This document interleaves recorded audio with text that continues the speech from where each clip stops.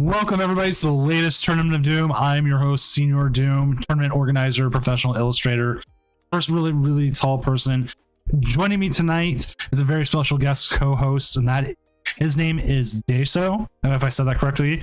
If you want to introduce yourself, give yourself a little bit of a self-promotion. I'm going to go move my fan because I think my fan's already interfering with my mic. Okay, hi everyone, I'm Deso. I am primarily a lot shorter than Doom probably is. I'm a newer Pokemon content creator, I guess. Not really, but I've done a couple streams, and I'm looking forward to getting into casting and learning about everything else from this side of the stage. You can find me on Twitter at Derek_Wallach and on YouTube and Twitch. My YouTube is Wallach and my Twitch is Contemplate Awareness. Awesome. So we got to get the stream going. We got this tournament going, and guess who's number one? Other is number one this week. Well, it sounds like we're going to have a fun thing to cast today. So we'll have to totally see. I'm looking for the match already. If you are in the tournament and are able to stream, want your match on, this is probably the best time to do it, to be honest. Let's see. Jam is playing. I'm going to reach out to Jam. He's playing a Banette Gardevoir.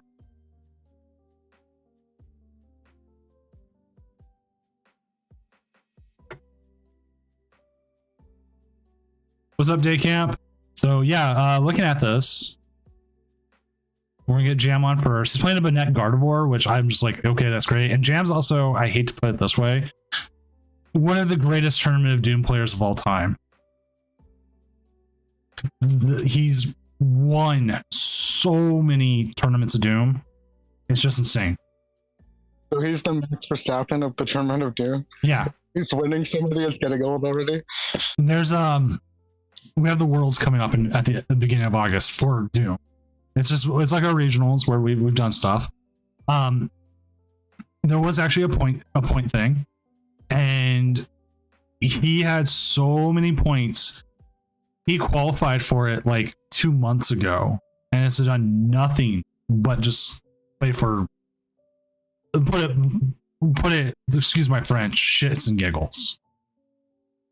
Yeah, I mean, at that point, it's kind of interesting that he's coming back playing Guardian Banette.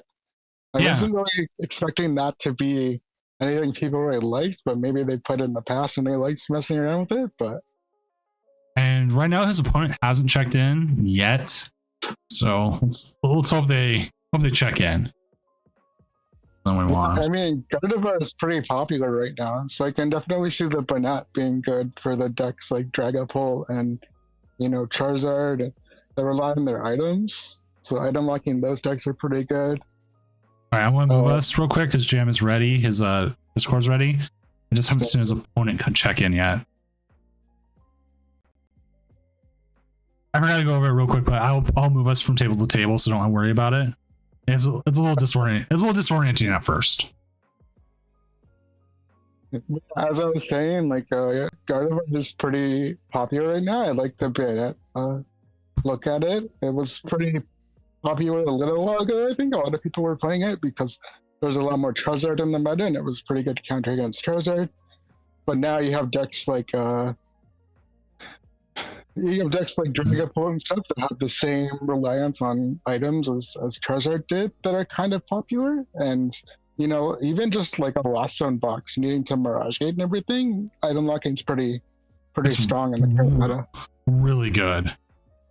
Center to screen. There we go. I forgot I had to mess with some stuff with the video stuff, but yeah, like Unfair Stamp, popular card right now. Can't use it if Banette knocks you out with the item lock. No, nothing happened there.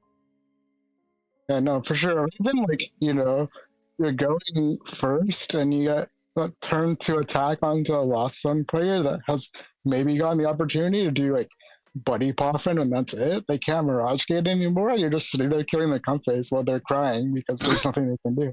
Exactly. I lost to this deck, a similar-ish, during a cup before Munkidori was a thing. I lost to it playing Charizard because I couldn't do anything.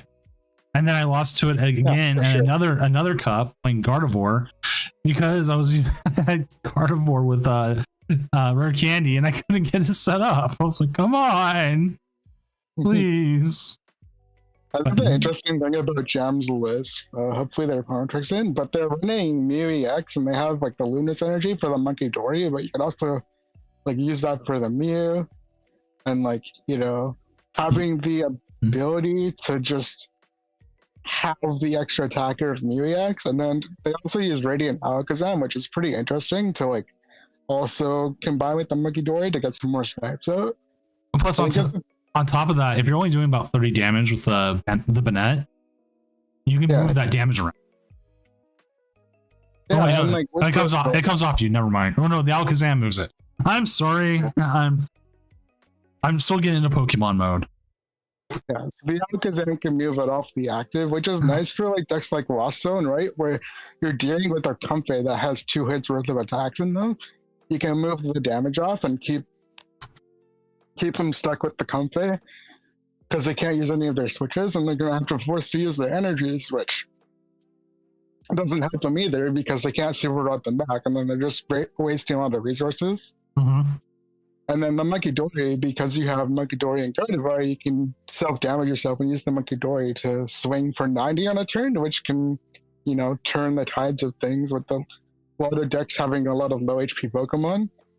Like forcing them into the lock usually means that they don't get to evolve much because a lot of decks aren't playing Minnow Evolutions. Like Charizard plays 1 Charmeleon, right? Like most Pidgeot decks don't even run Pidgeotto because the card sucks. 100%. I will always laugh when I see a Pidgeotto in a Pidgeot deck. It just makes me so. It just makes me go. I never lost someone like literally a couple hours ago because I didn't have enough damage with Lost Mine to kill anything because they used Pidgeotto. And I was like, well, I've never seen this happen before, but good game, I guess.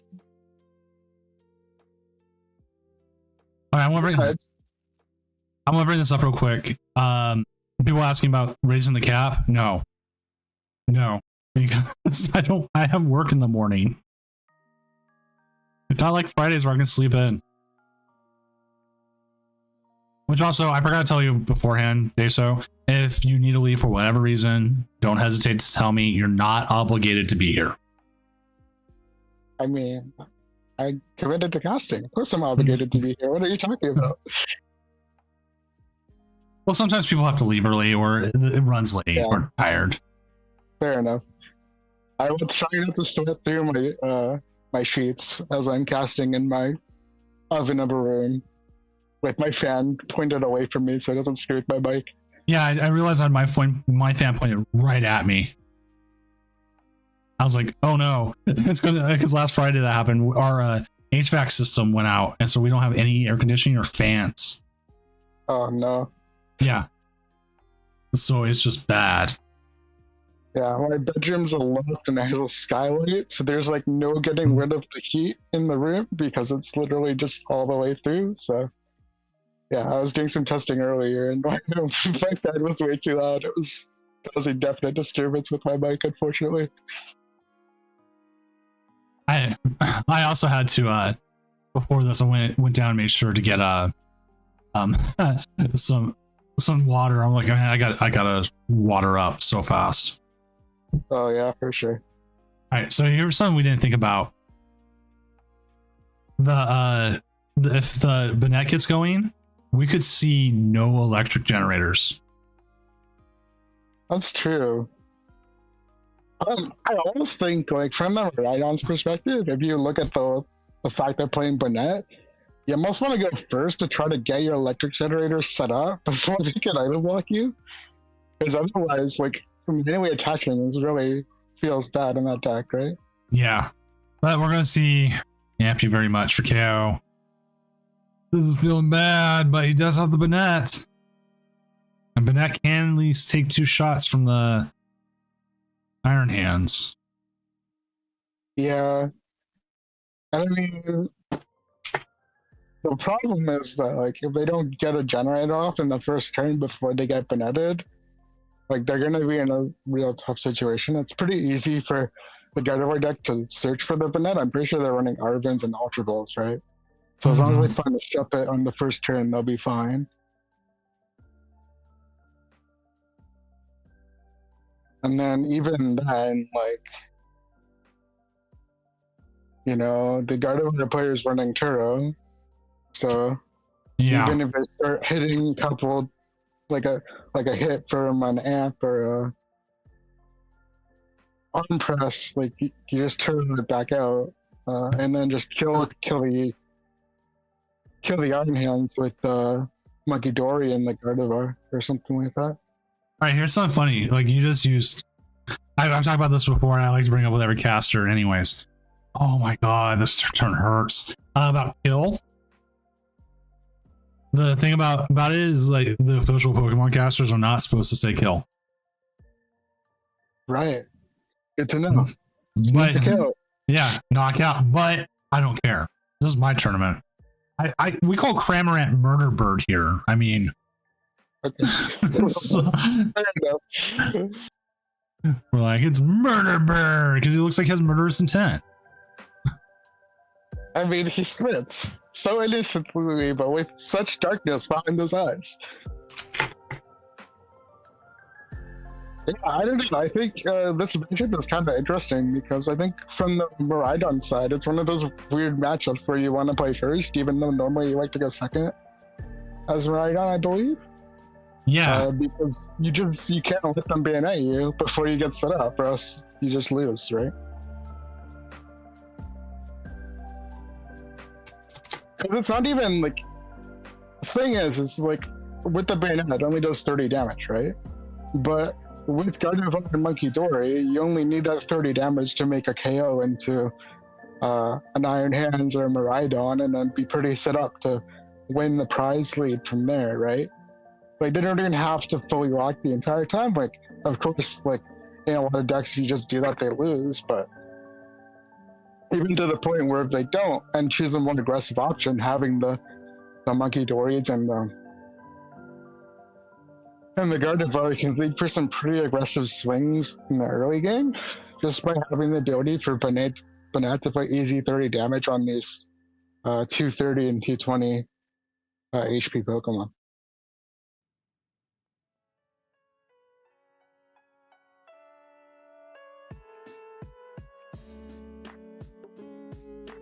And again, Raygon historically is really good against Guardy because it does get it set up pretty quickly.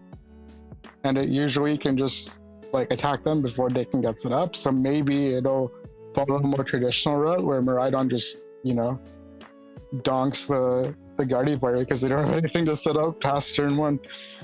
ooh, this just feels bad though. This just feels bad. I mean, what do you do here?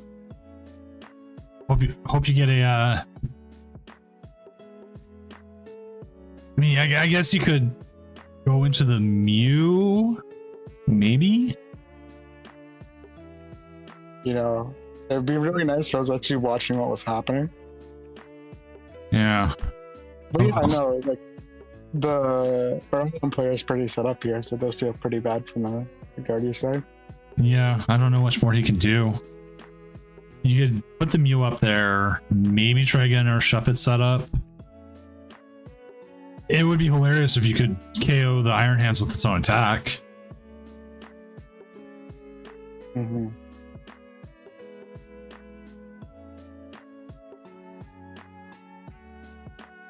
I think you're just fishing for a way to get into Guardian next turn, and Hope for the best. Like, I mean, you cannot keep the Banette there. And you're going to on boss, which is decent. right.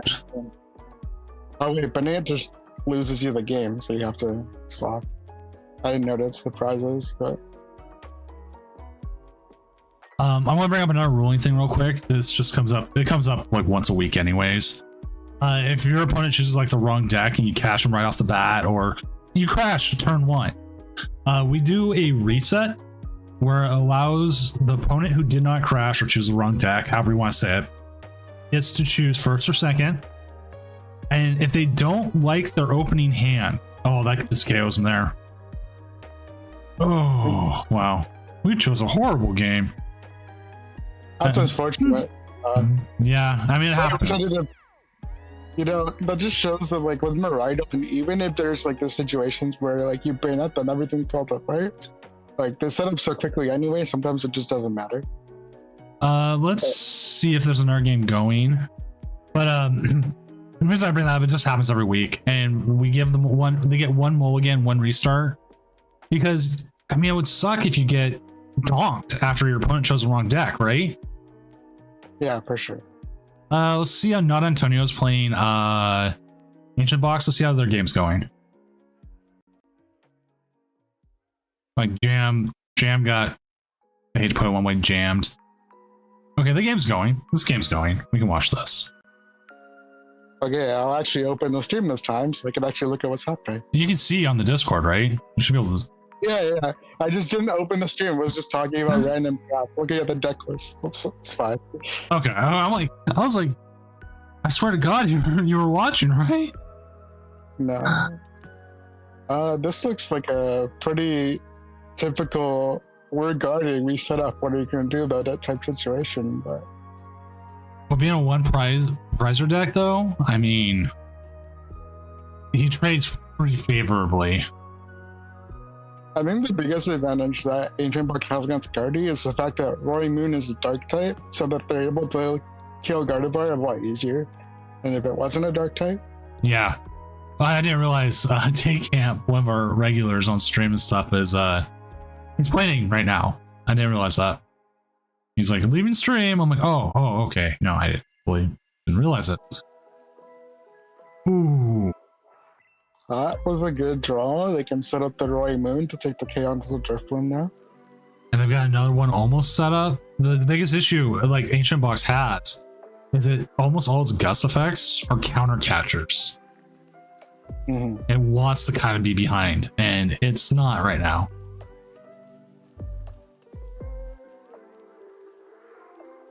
I gotta see what Alex is playing. I need to play again. I played last week and I got my ass kicked.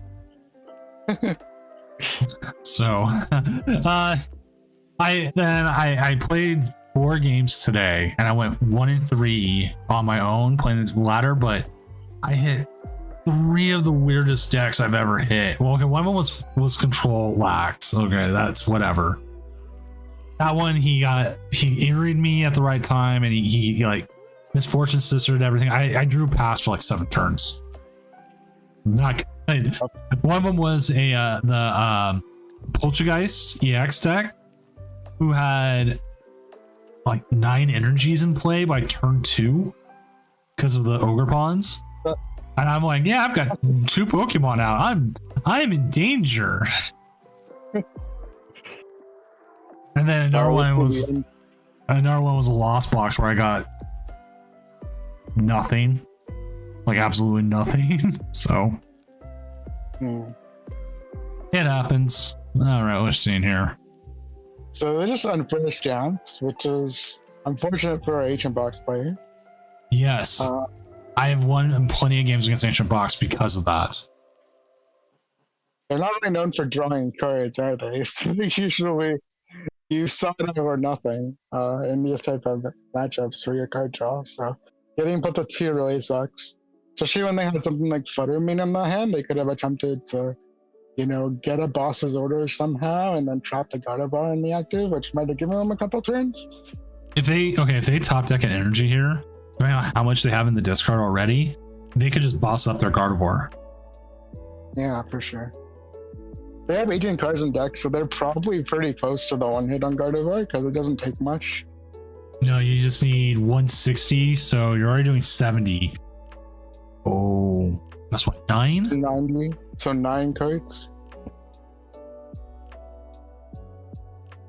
Which of our math's ever bad, chat? You can go ahead and correct us. I don't care. I have a job. I have a corporate job. Wah, ha, ha, ha. I mean, I might be an accounting student, so I might care a little bit if I get my math. I'm an artist. It's meant to be that way. I was about to say, artists are really known for their math prowess usually. Surprisingly, there's a lot more math than you think. Oh, for sure, but so many fractions.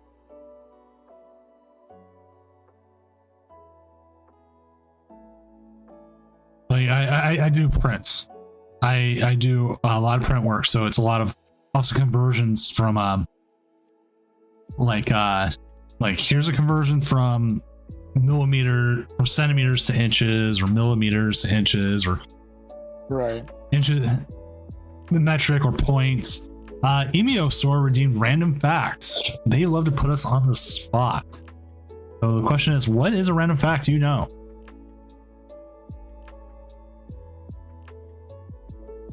Not as bad as just top decking. Super Rod. Surprisingly, when you get your cast off, the cast machine literally can't cut human skin, but it can cut the plaster. Oh, I know. So have you ever I know why it does that. I actually know why it does that. Instead of spinning like a circular saw does, it vibrates. Right. It's like a electric razor essentially with like slightly bigger blade. That is a good one. Usually I have to look up something. I'm always like random facts, because like Emiosaur comes in, they're like, what did I say? You're like the Pope of random facts or something like that. I give them like a staff and they can bonk people on the head with it. So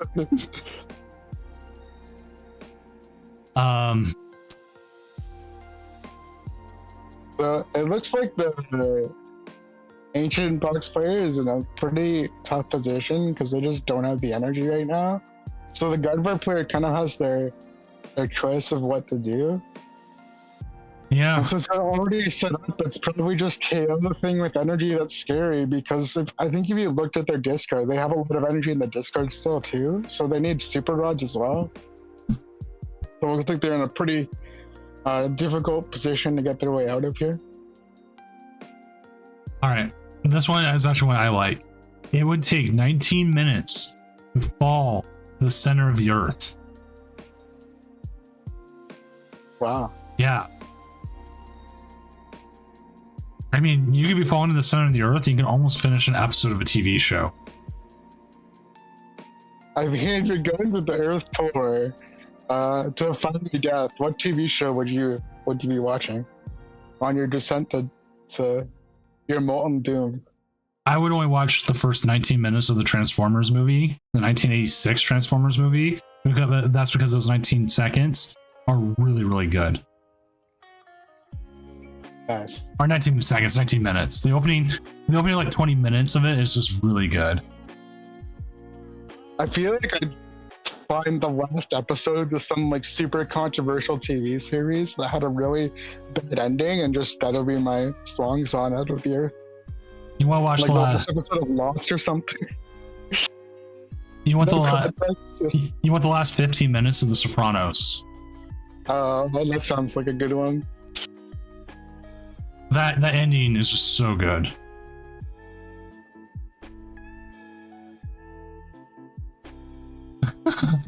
Oh yeah, Joe, I forgot to take your name off. We're trying to besmirch your name before you get a free day too.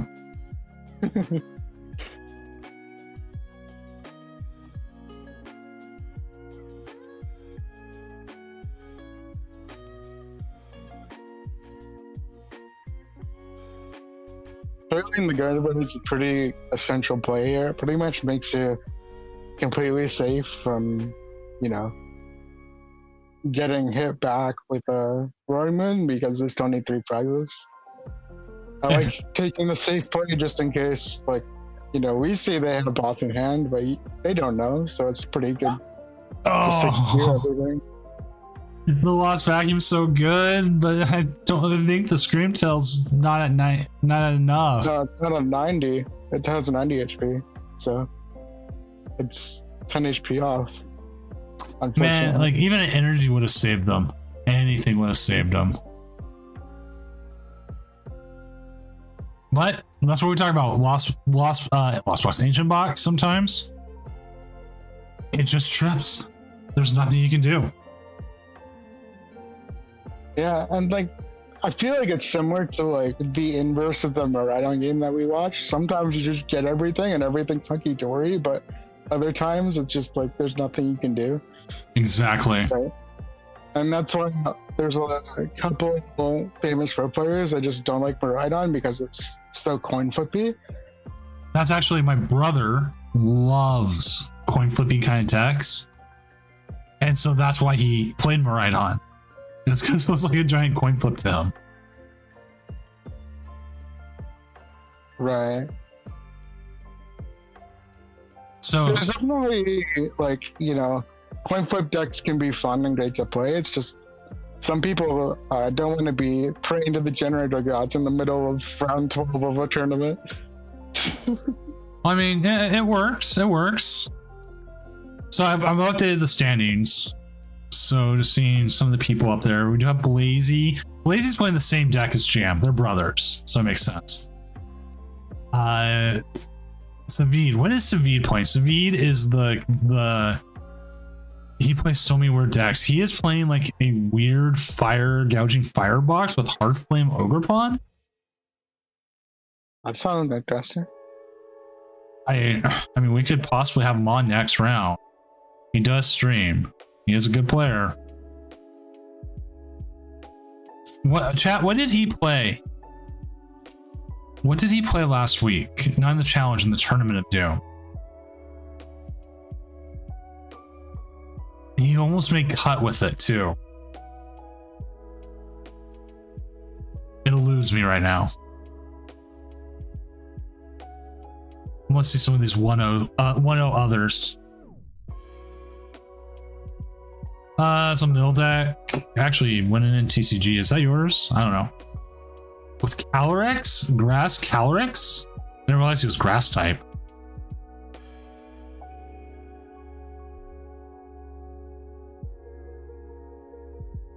Walking Wake? Okay. That was it. Yeah, he played Walking Wake. Absolutely destroyed with it. It was interesting.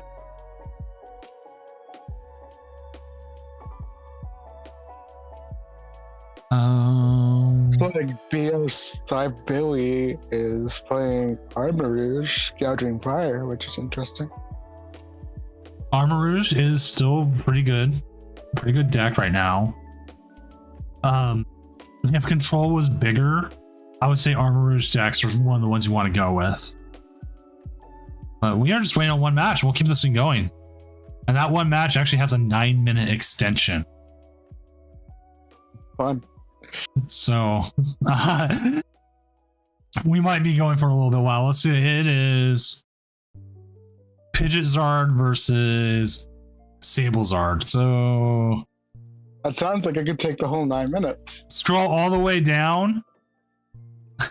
Alex, oh, he's screaming so hard. We're human beings. Oh, there's a Luxray deck. Oh, wow.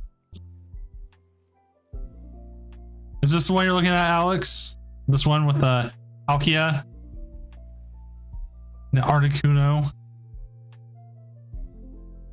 Blissey EX? Okay, this came up. This came up recently. I was listening to the Uncommon Energy podcast. They talked about like, there's that new trumpet or whatever. Right, they were talking about putting it onto the Blissey. The Blissey is not a Terra type, but the Blissey can move things off of Terra types.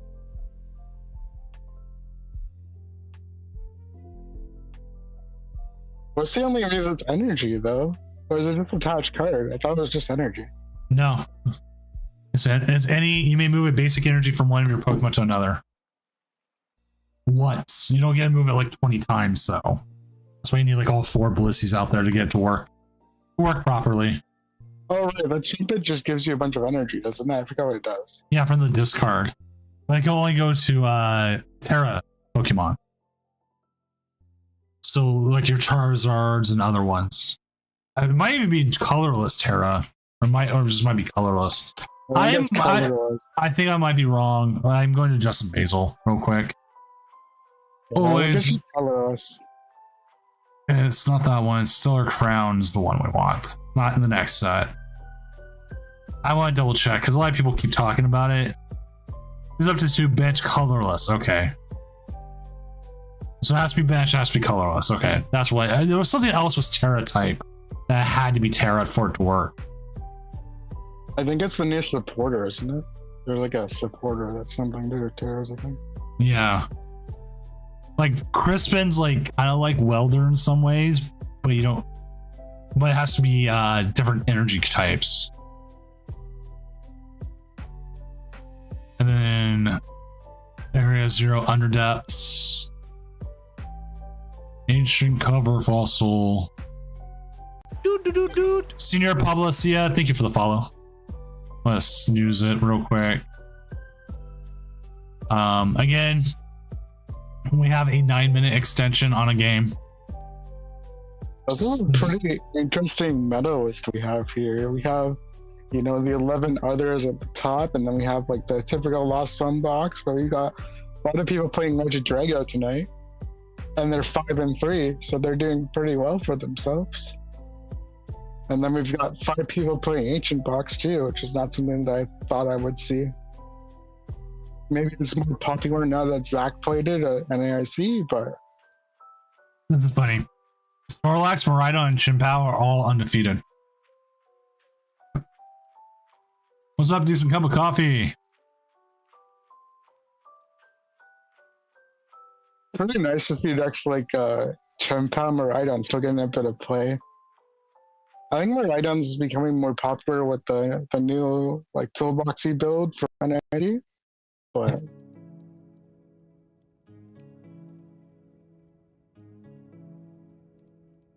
all right, we got the game with the extension. I'm going to go and just announce the tournament shot real quick.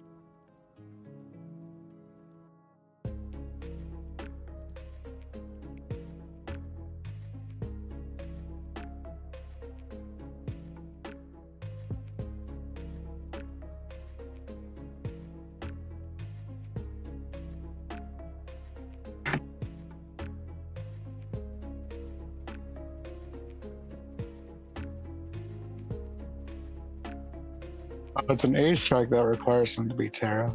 Okay.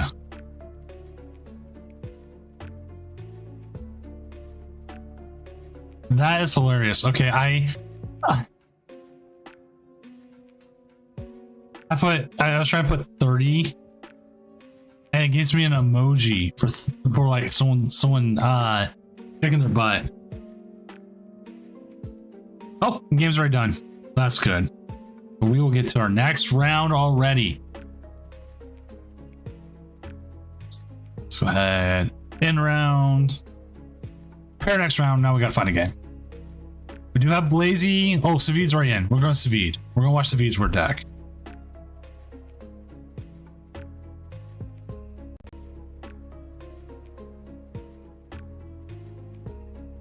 So we got Savid.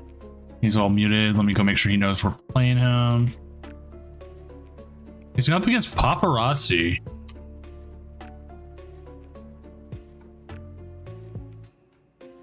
In terms of Lord Beef's question about Ancient Box being called Ancient Box and Miraidon being called Miraidon, even though it's more of a box deck now, I think it's just because originally Miraidon was its own archetype, so it kind of just grandfathers the name in, whereas Ancient Box is always Ancient Box, right?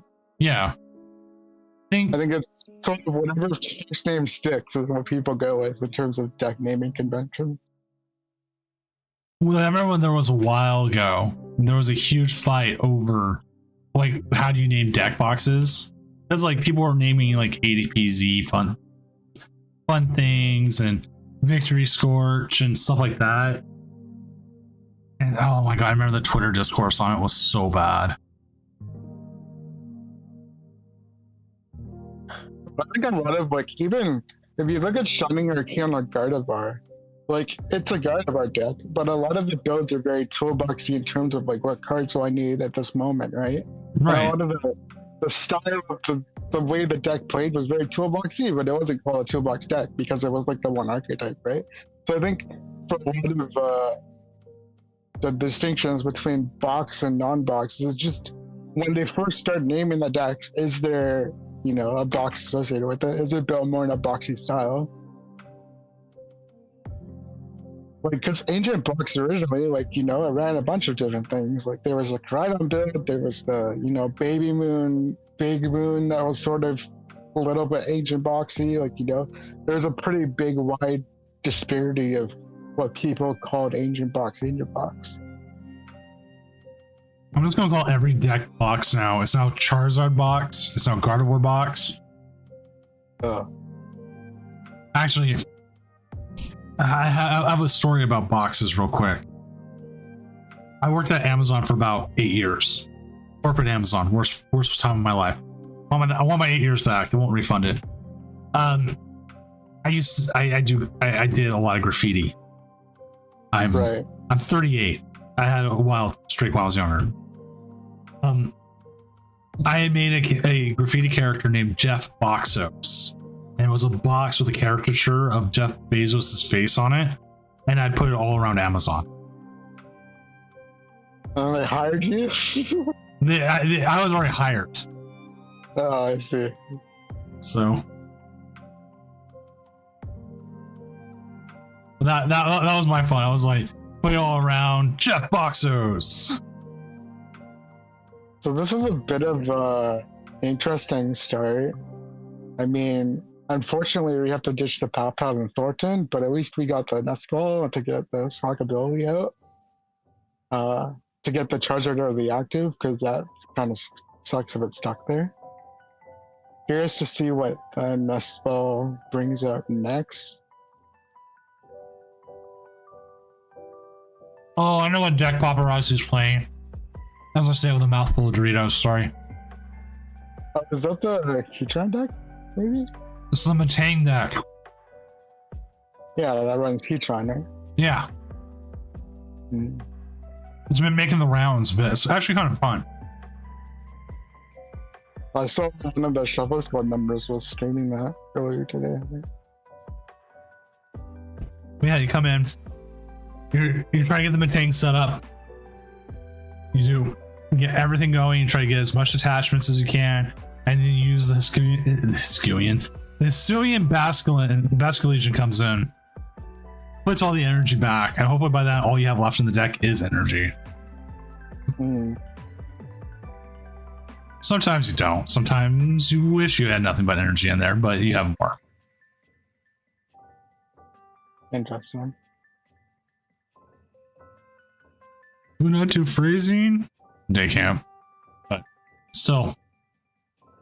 I need to figure out what cards I want to give away for Worlds.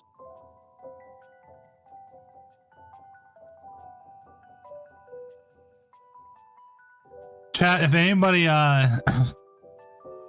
has any cards they want to donate for Doom Worlds, just hit me up. We'll put in the pricing. I'll kind of leak it. It sounds like Ultimate Guard's going to sponsor it, so we'll have a prize pack coming from Ultimate Guard for the champion, as well as the champion's map. Nice. What I asked for right now to start is a case of Katana sleeves, or the Katana sleeves, and one of their deck boxes. We got the Buddy popping. We got the Beldoms out. It's a good start. They also got the Basculegion for next turn as well. All right, here's a question for you. Do you miss Battle VIP Pass? No, because I didn't even play it when it was like legal. I don't know. I got coaching from Roman. He was like, this is just so inconsistent. You could just have other cards that are better. And so his list played like 3 Super Rod and like more Nest Balls and stuff, and just didn't have it. So I never really played with it much. I think I played like a little bit of it with like Ancient Box or like Ruby Moon decks. So I started around the time Paradox Rift came out. So, but I know, not really. I don't miss it that much. I think it's healthier for the metagame that such a big card isn't forced into a bunch of decks. Like, you could argue Buddy Popfin's the same, but at least Buddy Poffin is playable outside of turn 1. That is very true. It used to be for me, Battle VIP Pass was more of a, this is just what I discard later in the game. I would remember watching people Lost Zone, and it would be turn 4, and they'd have Battle VIP Pass, and then like Radiant Greninja. And it's like, just get rid of it. It doesn't take you. 5 minutes to figure out what to do. Take a whole 30 seconds to do the choice of like, battle VIP pass versus a card that's actually useful. Yeah, no, that's frustrating. I think it's part of those decisions kind of made the Willstone Guardian matchup even worse in terms of time trouble, because sometimes people are just sit there and like, what are you deciding between? And it's like, oh, it's this card that doesn't even do anything anymore. Can you hurry it up, please, and not play the clock? It'd be nice. Yeah, it's like every time I play Guardy, and it's like, oh, here's a battle VIP pass on turn 8 or something, right? And I'm like, oh yeah, that's gone. But I knew people who would sit there and just hold it. I'm like, no, you don't need to hold that card. Go ahead and get rid of it. So we got 3 attachers to Heatran. I should look up what Heatran actually does, because I don't know. 50 plus, I think it is, for every energy you discard. Oh, okay. So it's just 50 plus 50 for every energy you discarded. That's not bad. That's why you're trying to discard all the energy you can. And then that's where I'm looking for here. Oh, he has no energy in the discard. That's unfortunate. Forces to use the Ultra Ball. I think that's the Oh my god, this hand's just so goated. He's going to get another 2-price turn. Oh yeah, because it's a steel type. At this point, we're going to have to find another match again. Because our people just keep... Yeah, they would have been in tanks too. Yikes. That Delphox is being in some serious, right?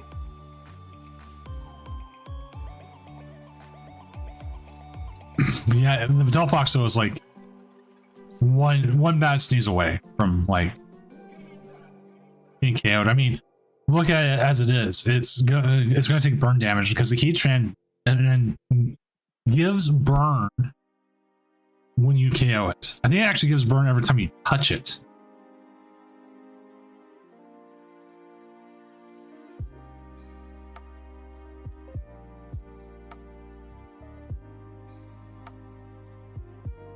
The only problem is that like they can just come in with the Entang and a KO on Heatran. Next turn if they manage to get Metang set up. There's the Hyper Aroma. One prize left. It's pretty easy to take. Yeah, Daycamp, that'd be great. Like I have some already. There are some different promos and stuff. I'm thinking about doing like a major package. I just need I just want to look for something like that features well. I don't also want to give away like my Latios GX because that thing's like an $800 card. And then I'm going to take a huge loss because of that.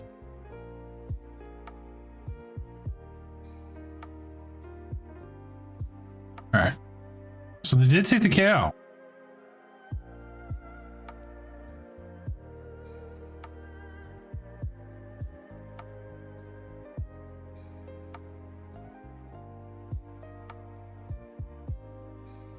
I don't know. Does this game feel like it could be over though?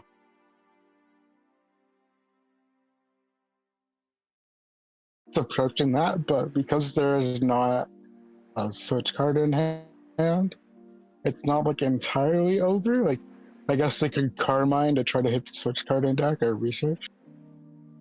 They have an attached return, so they get the switch card here with the Jet Energy. And then it's pretty much over, but... Well, I wouldn't say it's over yet. Oh, yeah. I gotta see if Paparazzi plays like an Iono. I think it's pretty hard for... No, there's like no hand disruption whatsoever. There's not even stadium disruption.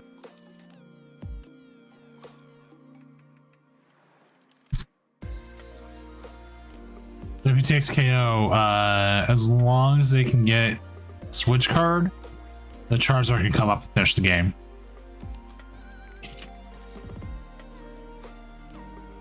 I also don't think Yeah.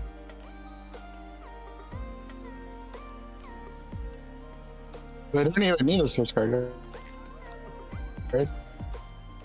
They would need a switch They're card. two, and they're just turn out Charizard and take with that one energy from the possible. That's true. That's all they need.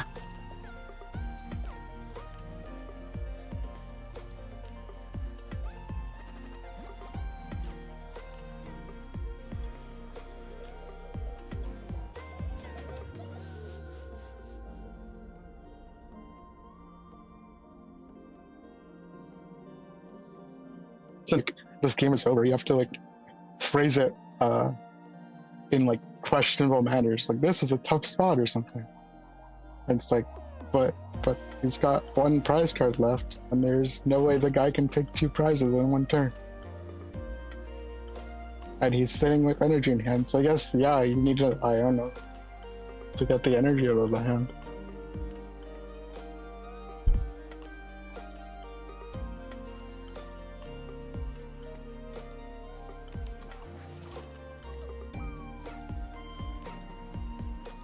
All right. You know what I like about challenges? There's not that many judge calls. Then again, I mean, only, that's good. then again, we have 64 players compared to like a Friday night tournament, which will have up to the most we've had on a Friday night tournament is like 350. There's a lot more that can go wrong then. Right.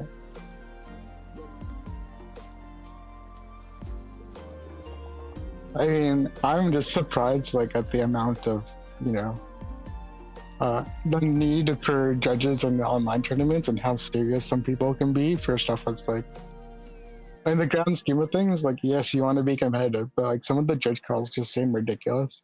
Oh, Everyone's just arguing like semantics over and over again. It's like, why? stuff I've had judge calls for. My favorite one still is the other players emoting too much. Then you have stuff like Oh, great. yeah. They have stuff like sorry, I'm trying to think of all of them because there's so many different ones. Well, disconnects, you need to judge on that all the time. We've had death threats. We've had I've had death threats at me. That's not fun. What? It's, you know, that's kind of crazy. Yeah. Prince Vortex, Friday tournament stop after this Friday. And this Friday will be my last Friday tournament for probably about no less than a week, no more than 3.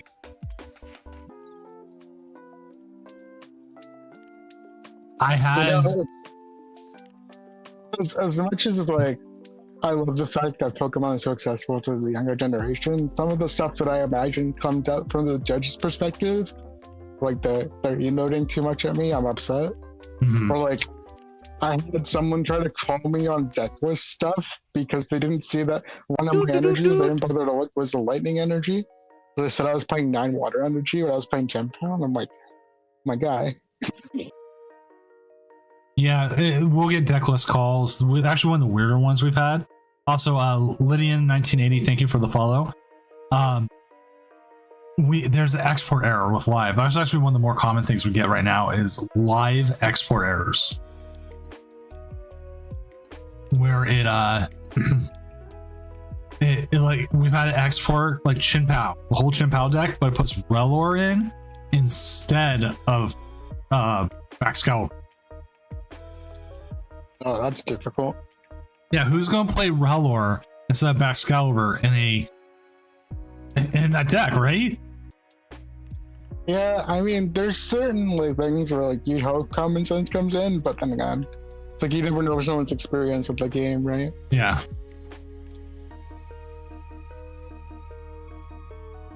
Alex is saying we should check out his game. Let's go check out his game. Give me a sec here. I'm also going to mute and deafen him. Just so he doesn't go on a rant while I'm here. I was gonna beat up Jam. Why do I want to watch you beat up Jam?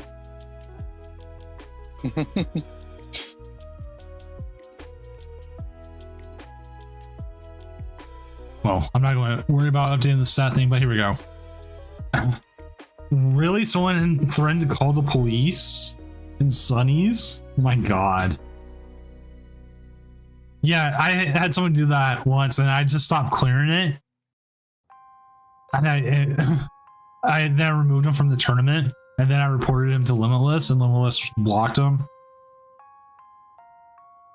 We can only block so far, so.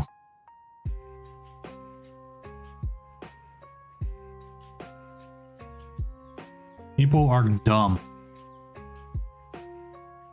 Oh no. Oh no, we're gonna see the Greninja take a kill here.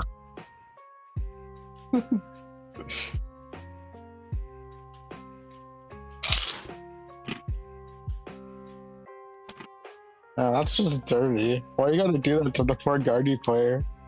They're just trying to do Guardy things and you just gotta Greninja them like that. When we show up to the game and watch my game, and then it's like, I win already. I mean, to be fair, you were hyping Jam up, so I'd probably be like, Senpai, watch this. I beat the guy. Also, Alex is a friend. I'll unmute him now if he wants to come in and talk with us. But Blazy avenged him.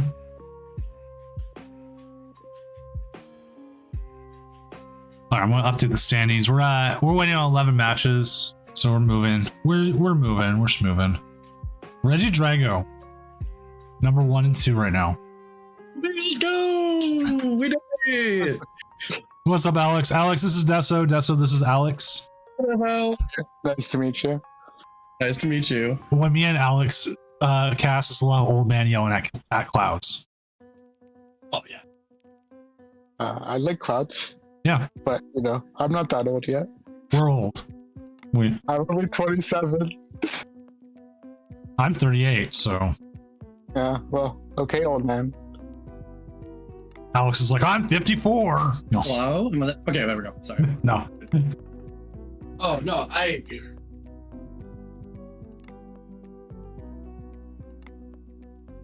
We lost Alex.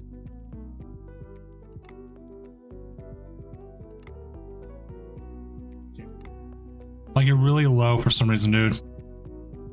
Oh, I switched my microphone. That's why it's no longer my headset. Is that good? Yeah, that's better. What? No, I'm good. Yeah. I almost had a 4-prize turn that game. How would you do? How were you doing that? Were you like using vacuum? No. You can double Monkey Dory because of Happy Switch. Oh. And then he didn't play Manaphy, so I was gonna take a Banette that I didn't one shot and double Monkey Dory, and then do the thing. Slowman Live, thank you for the follow. Anyway, I'm just super proud of this deck. I love it, and I'm bummed I lost the first game, but I played against Control, so whatever. So yeah, Control's a pain in the ass. So especially for that deck, shoot. Yep. Anyway, I'm gonna go back on mute. I don't want to. My wife's watching a show and I'm interrupting her right now, so I feel bad. I understand Let's that. go. Let's go. Okay, bye everybody. Bye. There you go. No, speaking of getting old, like, my family's had a family reunion ever since I was born, and when people started popping up with kids that weren't my generation, I was like, this is weird. We're not the children anymore. Yeah, it's like okay. This is one of those things that makes me feel weird. LeBron James's kid is entering like the NBA this year. I'm the same age as him. I'm like, wait, but my oldest kid's 13. I'm like, no way. But then again, also I know somebody who's a grandmother at my age. Oh, wow. Yeah. I mean, my parents are pretty young, so my mom was 19. I don't know, it's nice to have young, hip parents sometimes. Moon Kitty Meow, are you playing the Lost Zone Dragapult with the Iron Valiant in it?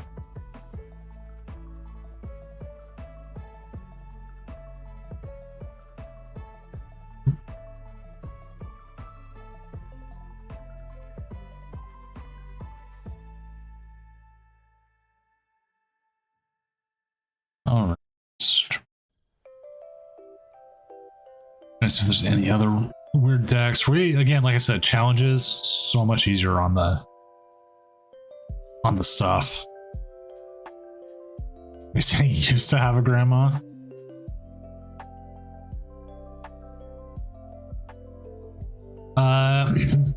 Any other decks catching your eye?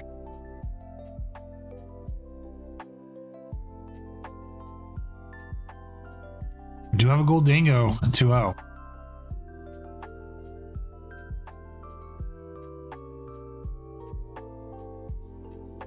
I think it's just crazy that the other section of Limitless is the top meta share. You don't usually see that very often. So I think there's a lot of cool decks that are getting run tonight. There's a Luxray deck at the bottom of the standings. Not sure if they win the second game, but I've never seen a Luxray deck before, so that's definitely something. I played, I've talked about this before. Chat's like, stop talking about the stupid Portland Regionals game. I played against a Miraidon Luxray deck where I started Rotom 5 Energy 2 games in a row. That was not a fun game for me. Hey, they did win. They won the game. Huge. That is huge. That's the first step to winning a tournament, is to win a game. That's up to this one. You need to go 6-0 to win. True. That's the hard part about challenges. There's no top cut. What's interesting is this one is running the EX version, not the V. The V is not even in the deck. Yeah. Like, I've never seen people play the EX seriously. I don't think so. And the interesting thing also is they're not playing the single prizer one. Right. But yeah, I think it's like a pretty diverse metagame in that tournament right now, and it's pretty interesting to see that it's not just Raging Bull Ogerpon everywhere. That was interesting. I went all in on the fantasy draft that Pokemon did on Raging Bull Ogerpon, and it bit me in the ass so hard. I was like, I went more in for like Guardian stuff, which was the right call, but I forgot about Lumineon. Completely. I didn't put Lumineon in my top 10. I have no idea what. Well, I think they'll do it for Worlds. They usually do. I'm hoping they do. I'm probably going to go. I don't know. Probably Charizard or something. Charizard seems like it gets a little bit better with the new Dusknoir coming out. Oh, that looks insane. I mean, the amount of damage prep you can do as like a Charizard player with the Dusknoir, because you're getting the extra 30 from it knocking yourself out. And plus the 120 on top of it. 120 on top of that, or was it 150 or 120? I think it might be 15. So like, yeah, it's just huge amounts of damage that you just pop out on like the second turn, third turn. I think it's one of those things where it's like, oh, this might be another Barrel tech line for where most players are busy playing like a 1-1-1 split. I really want a lot of different decks. It's me.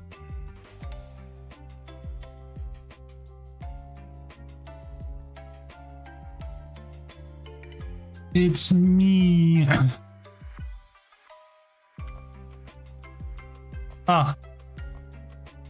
Oh, Legacy Energy. That makes sense. I'm assuming there's energy switches in here.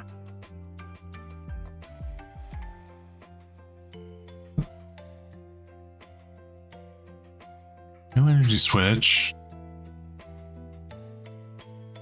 But you can Thornton. So, okay, that is. I didn't know that day camp. That's kind of cool. I've done IRL casting. We did at Tabletop Village during Silver Tempest format.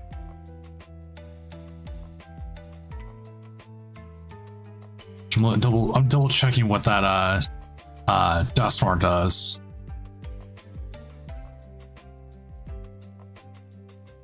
The I think the whole line does pretty well. Yeah, like the whole line does the effect, I think, the whole evolution line, but like advances. So I think Duskar was like 6, and then Dusknoir is like 12 or 15 or something. Yeah, Dusclops does 5, which is pretty easy to set up, and then 13 for Dusknoir on one of your opponent's Pokemon. So actually 13 is really big on numbers. Yeah, and if you're thinking of it this way, it's 130 damage, but then your Charizard's hitting for 210 minimum, Right. right? So then that can could carry on anything in the game. So it fixes the 340 and it just makes things work so much better. Plus the alt art of it is just so good. Like I'll pop it up chat if you haven't seen it. It's one of the first James Turner cards, who was a designer for the Game Freak for years. Like he did like Aegislash, Klefki, some other ones like that. Doing the creepy Dusknoir, which is exactly what it is. It's a creepy thing. It's like a creepy clown almost. Oh crap, I haven't seen that Cresselia before. Now I'm just clicking through everything. You're like 15 seconds behind. You're like, what is he looking at? Oh, is that it? Is that time or is that before? Oh, it's before. That makes things even better. All right, end round. Sure. Next round going, and then we just gotta find a game. Nice.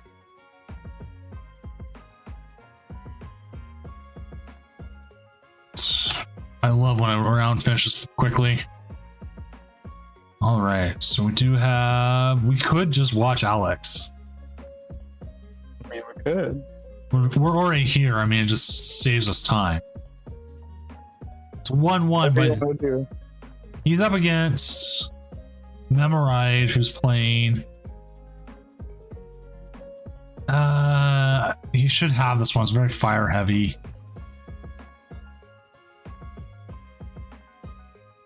Who else do we have? That might have a more interesting one. Ardisavid. What about Blazy? What is Blazy up against? He's 2-0. He's up against Goldingo. I kind of want to see that one.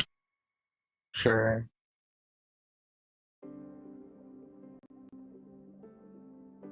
If Alex wins this round, though, we'll watch him next. I think he has that one, though. It seems like it's favored towards him.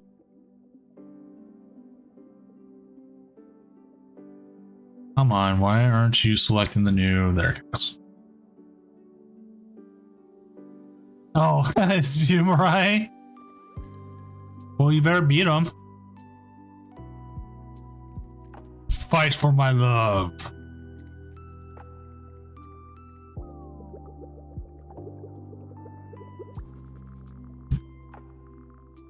So, do you ever get a chance to play locals? I've played in a couple of locals. There's a couple nearby me. So when I moved to Vancouver, is actually like gonna sponsor my tournament piece since I'm broke. So we're planning to go out and do locals on Thursday or Saturday. Oh, Problem nice. is he's got a kid too, so it's like, sometimes he has to be on kid duty. Like his kid did a growth spurt and he had to cancel on me to go buy clothes for his kid. So I've done that. Oh, so you're in Vancouver? yeah, Oh, I'm in Seattle. nice. So, have you ever been to like Mount Vernon Cups? I know a lot of people from Vancouver drive down to that one. I haven't driven down yet, but I do have a passport, so maybe There might be more in the Pokemon. I know there's an organizer that's local here that does some stuff in Washington for sure. Okay. Because I also know like Bellingham has cups and they're just right by the border. Yeah, for sure. Well, that's good to know. I was at Vancouver. Like I'm in Washington, so Yeah. I usually I say north of Seattle. Vancouver was a bit of a shit show in terms of the tournament. Yeah, my organization and everything. my Vancouver didn't go as well as I was hoping. So It was my first regional. I played a cup on the Wednesday before, and like, it was not a great experience. Especially because I used to have a policy, so I was in static seating, so we're just sitting there waiting for the judges to grab our opponents. Because apparently they didn't know how to do it properly in RK9, so everyone got confused. you see, that's weird because like I played against a person like that with a disability in Portland, same organizer, no issues getting it set up. So I don't know what the hell happened then. Yeah, no, they said it was an RK9 problem, but then EUIC happens a couple months later, and it's all like laid out perfectly fine. Like the cross out of table numbers. Like one of the biggest problems is they didn't have the table numbers crossed up. There was like a bracket next to the name that nobody's gonna look at. That's like table number 4 or whatever for static. And like, not only did they not announce that in like the player stand up at the beginning of the tournament to say this is how this works. It's like, so we're sitting there and like, you know, we get extensions, but like there's no time in between rounds. Yeah. And I'd forgotten my lunch too, so like I just didn't get to eat the entire day because there was no time. And like, you think that someone that's organizing the tournament that has a mobility condition would not put the static seating at like the most diagonal portion of the hall that's like furthest away from the egress. Like, I don't know, I thought that was pretty weird too.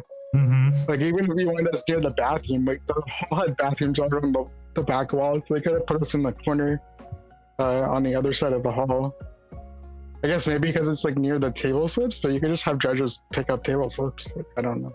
Yeah. Just seems poorly organized in that regard, at least. So yeah, that's actually interesting that you talk about it because we don't hear a lot from players who have those disabilities, like how well it worked for them and everything. Everyone. No, it's actually quite funny that I got yelled at by a judge for something for having stuff on the table, even though I got hand waved earlier in the day. And then I randomly found the guy's Twitch stream, and he like profusely apologized to me for like 30 minutes. And I was like, dude, it's fine. Just like, you know, we're not static seating. Just like, don't be aggressive with us. Like, if I'm just at table 30, not putting stuff down, then sure. But, like, it's my first event. I can't ask for accommodations for something that I don't need to be accommodated for. That's not how accommodations work. And when the judge at the beginning of the day says it's fine, and then all of a sudden it's not fine. Yeah, because you end up with a different judge like almost every other round sometimes. Yeah, no, it was apparently something happened, and like the TO got upset because there was a spill, so they had the judges do shock patrol on beverages. Well, that's happened. Some local people have had it happen, and like if your opponent ever puts a beverage on the table, a lot of times, depending, like it's just a good idea to sit there and be like, please put that down. Yeah. So and I mean, like, I understand if it was open face, but it was like a capped, like sealed thing, right? Yeah. Just like a West way to spill, but you never know. You know what? And I mean, the funniest part of it too was like I was sitting next to Marcel Lesage, and like she's in her Postmodern jersey and everything, and she has an open Starbucks container beside my stuff. The judge is like, don't know about the Starbucks thing, but everything else is probably fine. I'm like, that's not mine. And then the judge just lays it to Michelle for knowing better. I was like, that's funny. Here's an interesting one.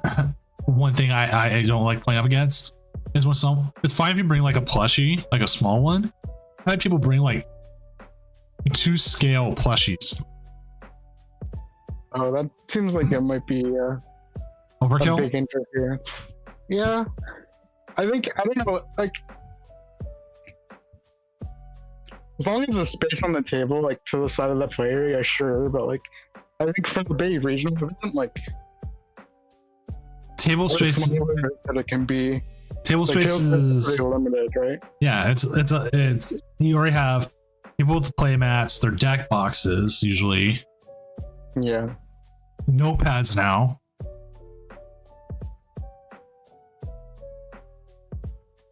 So I know you have the static seating and you said you have cerebral palsy. How does that affect like shuffling for you, actually? I'm fine with shuffling because I've been playing card games my entire life, but yeah, it's like I can't riffle shuffle. I can only mash, but it's like it gets by decently enough. I didn't get over shuffling at any point. I have really good hand-eye coordination, and I can't riffle shuffle worth a crap. So yeah. And I mean, the thing that I was getting like annoyed about is like, I think with the DQ and NAC, they're like, oh, he's just mash shuffling. I'm like, most people just mash shuffle. Like, most people don't riffle shuffle. And like, if you power shuffle, you're an asshole. Yeah. Like there's like, you know, it's, the dumb mash shuffling is not the problem. It's like, you know, the appearance of how the mash shuffle looks maybe, but then like they started side shuffling and it looks fine. Like the top card was moved, but like, I don't know. It's like people say like, you got to learn how to shuffle properly. And like, yeah, sure, you should. But like, you know, there's a bunch of people that either can't shuffle as quickly as you'd want them to, or just like, you know, have trouble shuffling. You got to respect that too. It's annoying as like an opponent. Like my first round in Vancouver, like I got arguably slow played by another Guardy player that took the entire 3-minute time extension in one turn. And I was like, well, this is great. I just lose in time because I'm on odd prizes. Yeah. Lose in turn. But I mean, like, not much you can do. That's actually a good conversation that was on the Lake of Rage podcast this week. And also I got to pimp them out because Doom-Gaming.com has Lake of Rage podcast merchandise. So use code DOOMED, that's DOOMED exclamation point for 10% off your order. I have to pimp them out because of that. But they were talking about players slow playing and like how does it affect best of 3. What's up, everyone coming in from King Drake Cloud Stream? I'm Senior Doom, tournament organizer, or professional illustrator, and guy trained to practice his riffle shuffling off stream. Joining me tonight is why did I just blank on your name? I've been talking to you all night and I feel horrible. Deso. It's Deso. I'm like, I wanted to call you. I wanted to call you Derek. That is. I mean, that's fine too. You can call me Derek Deso is joining me here as we're on the 3rd round of the Challenge of Doom here out of 6. Hopefully everyone's having a good night over there. Dre, how was your night? I didn't get a chance to check the stream out tonight. I was too busy watching Drop Dead Gorgeous. Actually, my family, we decided to watch Drop Dead Gorgeous, so I didn't get the chance to watch any of my Pokemon streams like I usually do. So Drop Dead Gorgeous is an amazing movie. You should watch that. Oh, it's a movie. Okay, I'm like, what kind of show is this? It's a movie. It's like it came out in 1999. It stars Kristen Dunst and Amy Adams is in it. It's like her first movie. The woman from Cheers, Chrissy Alley. It's about like a Midwestern beauty pageant where a bunch of the contestants are being killed. I think the problem with Guardy players and slow playing, brought up with the chat comment there, is like it's a lot of actions to go through, right? So even if you're doing it as fast as you can, you're gonna take a lot longer time. You also run into the issue with not just Guardy players with it, is like online, the animation time takes time too. Oh yeah, it's really bad, especially when like you're playing like a Lost Box deck, for example. It's like your first turn takes 3 minutes. You're like, what the hell? I did that as fast as I could, and it's like it's just the animations of going through all the different cards. Like the 15 seconds you take on the decision, like just extends the animations longer.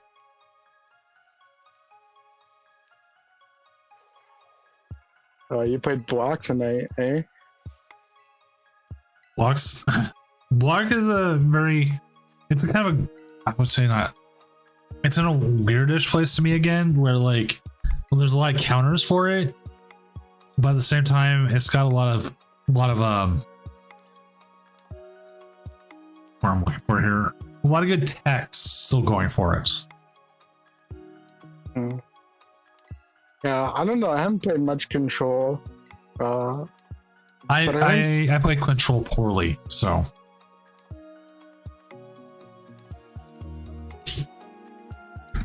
Solar Wish Gaming in chat.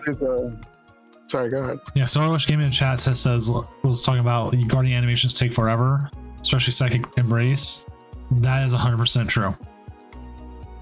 Yeah.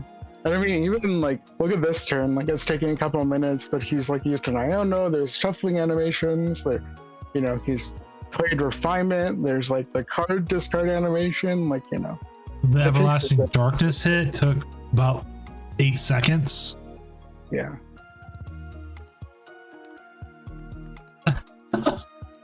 That's great. I played against a control today. I ended up losing because he read my one of Palpad out of deck, and then he off Misfortune Sisters got both my super rods. I was like, oh man, all my like regenerative stuff's gone. Had that happen, and it was just like, oh man, oh man. But he hit Flute like 4 times in a row. I think he hit stuff, but I was like Chartmanders, and that's not what he wanted to put into play. Because I was sitting on all my tech Pokemon, the Manaphy's and Luminions. I'm like, no, they're staying in my hand, dude. No, not putting them out there.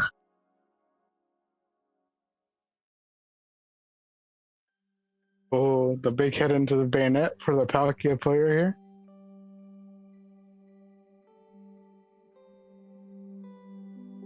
Palkia is going to start hitting hard every turn.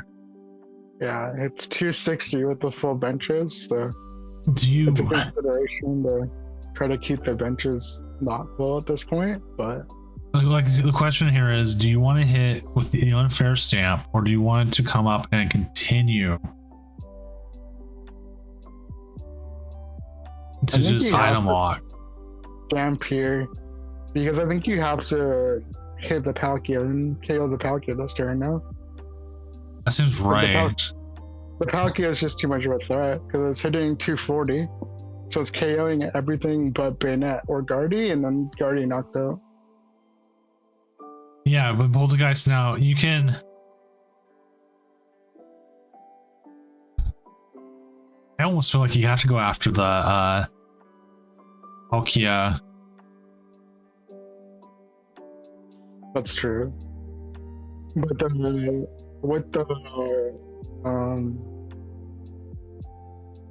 with the unfair stamp, there's less of a opportunity for them to have like superior energy, because they're down to 2 and they take what, 2 draws. Yeah, They get the Gholdengo in the front.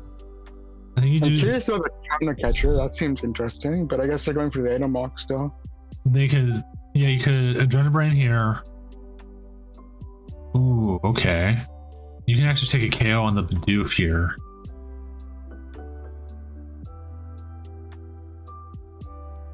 So there goes Bidoof.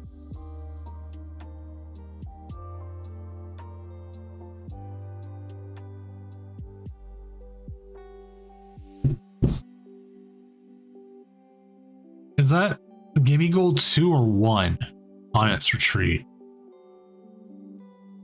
Now, I thought all Gimme Golds were 1. I think it's 1. No, this one's 2. Oh, okay.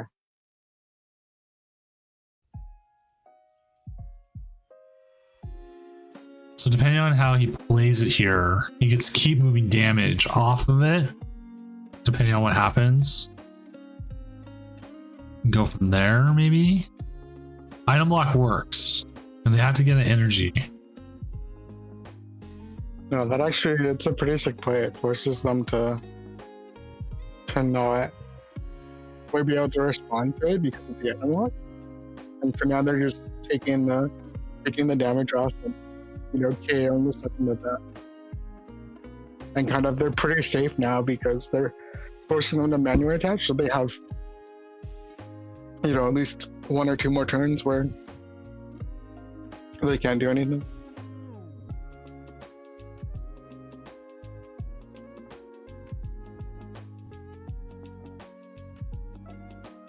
All right. Sorry. Oh no, Spirit Halloween's opening up soon. friend just messaged me that. He's like, look, Spirit Halloween's hiring again. I'm like, oh no. You know, he knows I like going to Spirit Halloween. I see. It's just like one of those sign things, like, oh no, here it comes. I've been wondering why he hasn't benched the second monkey.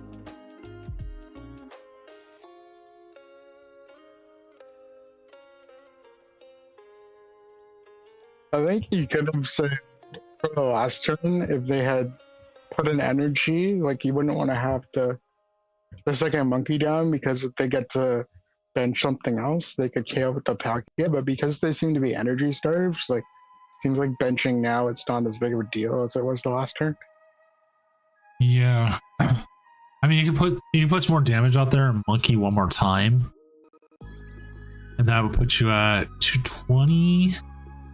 I don't think he has a lot of psychic energy in the graveyard either, so I don't think he can just spread a bunch of damage to monkey.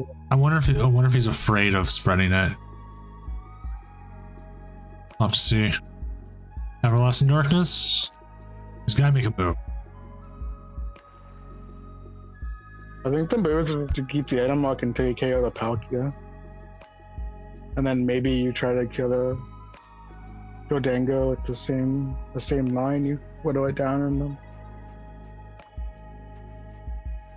I mean, he's trying to set up a 3-price turn.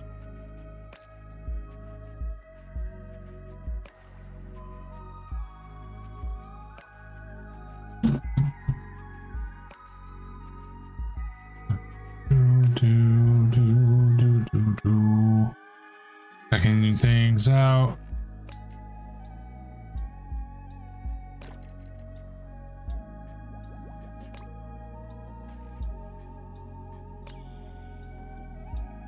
Is anyone else out there hoping they bring back Radiance again? Or something more like Radiance? Like, I felt like Amazing Rares were supposed to be Radiance, but they kind of faltered on it. And then Radiance were just better.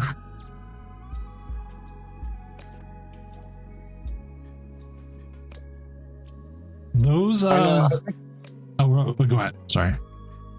From like market perspective, I think having more useful one-ups like A-Specs in the game is nice, but from like a playing perspective, it kind of gets annoying having to like always swap for these one-ups, especially when like some Radiant cards can get a lot more expensive. Like I think Radiant Zam's like $10 or whatever. How much are the Radiant cards right now?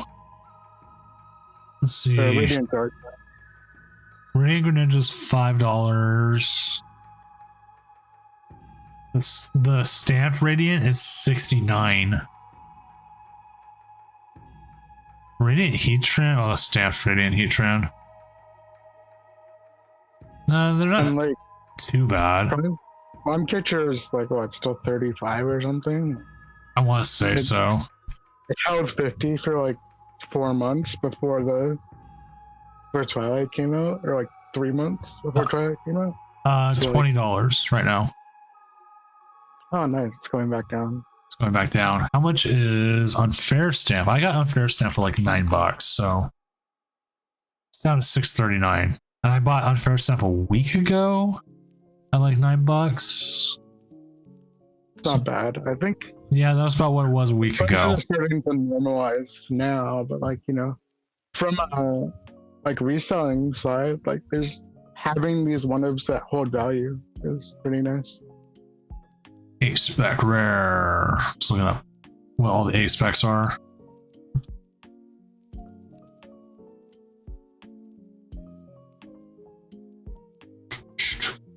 Like, we had the ooh, Radiant Alakazam can blow sun up here so easily. I'm looking up where is it? Rare A-Spec Rare. Your current cheapest A-Spec is Survival Brace at 26 cents. Reboot Pod. That's another point for control. Just run Survival Brace. Yeah. Cheaper this spec. Well, actually, it's 48 cents. Sorry, that's market price. Market price for Reboot Pod, 62. Hero's Cape is actually the second highest right now. And Neo Upper Energy's gone up to $2, but it's gone up.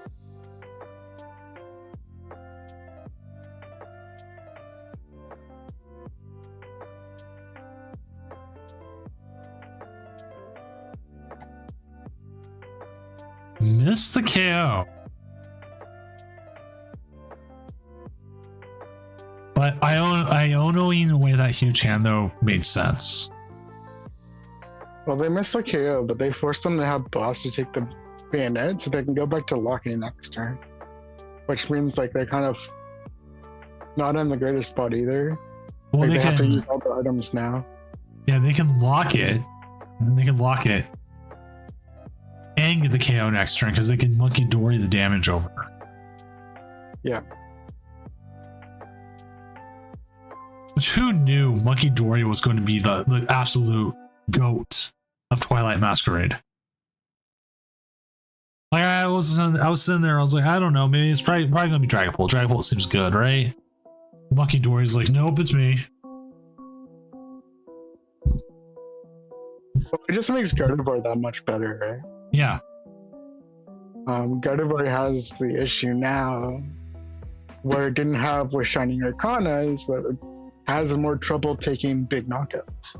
But with Monkey Dory, they have a lot easier time getting to that 220 threshold. I also feel like we're one of the things we're getting now is a lot of HP starting to come down lower because a lot of the high HP stuff is stage 2 instead of being like basics. So it feels a lot better getting those KOs.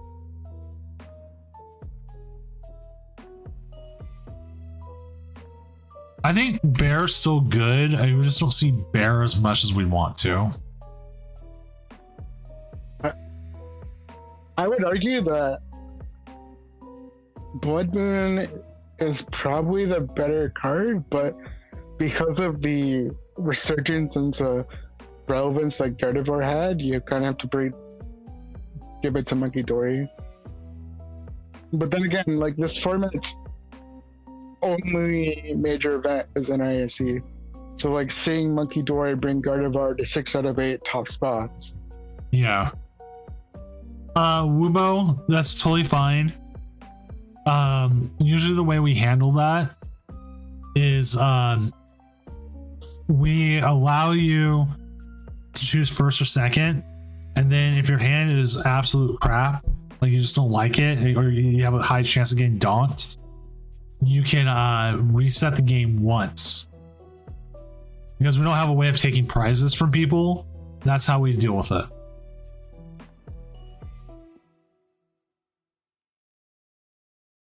That's true. I think Monkey Dory, as Stellar is pointing out, is becoming more versatile than people gave it credit for. I think a lot of people are afraid of trying to get the darkness energy on it.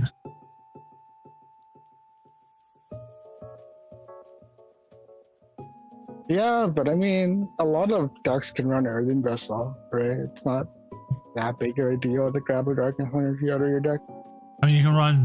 Well, Vessel makes sense for Gardevoir because you're trying to get psychic energy into the discard anyways. Will we just see a swing here?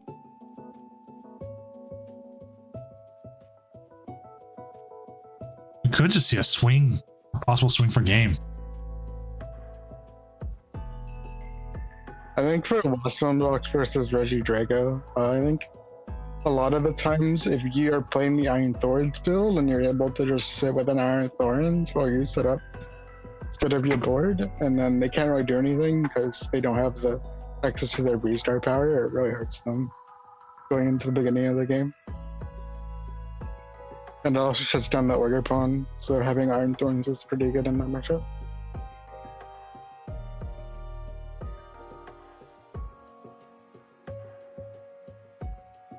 Alright, so we got the game finished here.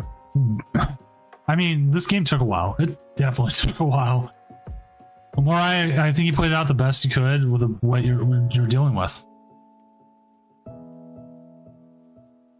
That's why I I finished. think the problem with like, or not the problem, but the strength of the bayonet deck, like we were saying before, is like a lot of these decks are item reliant.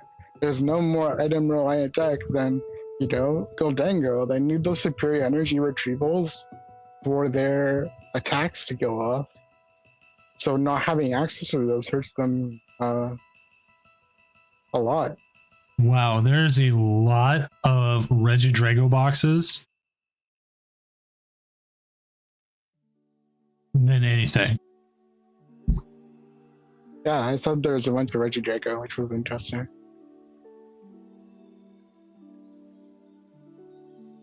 Sorry, I'm just trying with chat because it's a lot easier, a lot quicker. Whenever you have a question like that, generally the best thing to do is just call a judge and confirm Yeah, for next time. Just use the judge call button and say, like, I have a question or whatever. And if yeah, your opponent gets mad at you, then, like, you know, that's them being a jerk and you don't have to worry about it. yeah. That's 100%. As we are actually done again early in our minute early, so we'll keep this train rolling. We'll find. Did Alex win? That was the question. Did Alex win? He did. So we'll keep my promise and we'll watch him next round.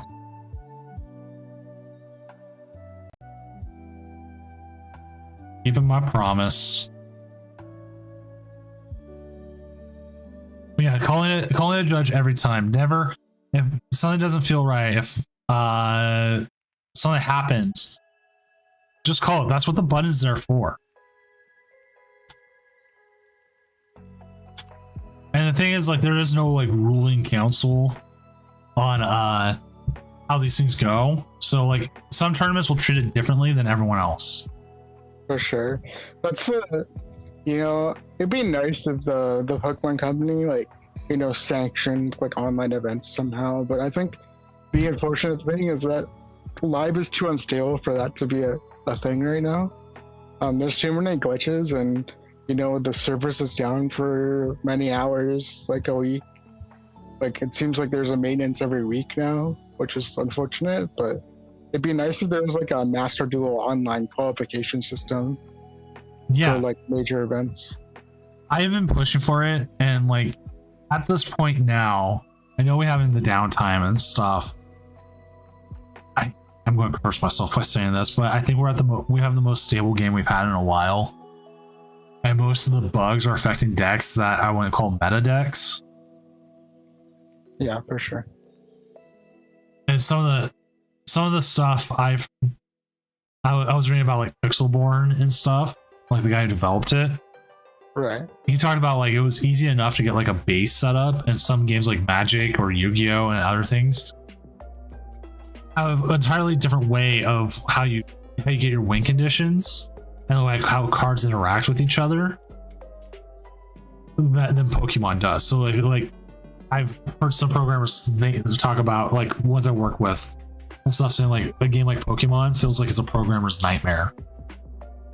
Yeah, because there's a lot of like spread effects. I think seem like it's going to be like one of the more difficult things to program. Is like, you know, I think it was someone on Twitter, I think it might have been Twister Pilot, that like mentioned how they switched the Dragapult to be the 40-30-20-10 Yeah. instead of just the 60 or the 610s, which is like a nice quality of life thing. But I think having to deal with those interactions commonly might make it more difficult.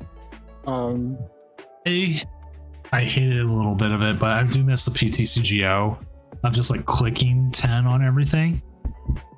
But it reacted faster, so like I could go 1, 2, 3, 4, 5, 6 really quick, and it would add it all up for you.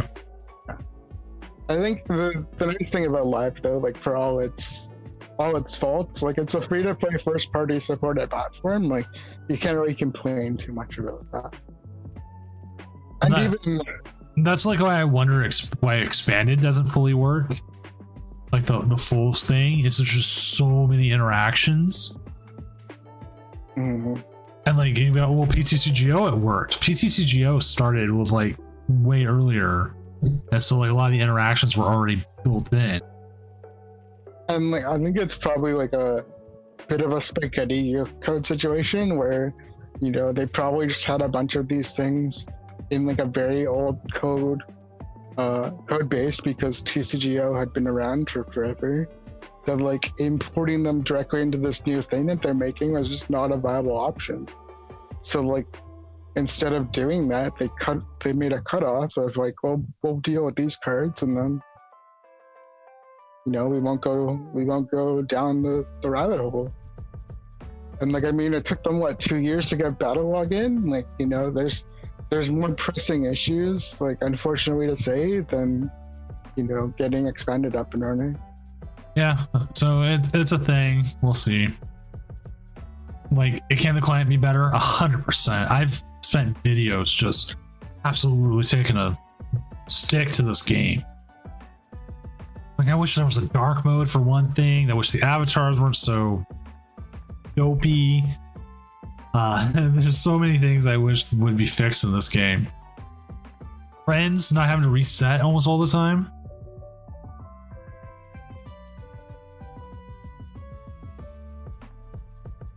Like, there's just so many little things. That's why, like, when I treat my avatar, I try to dress them as weird as I could.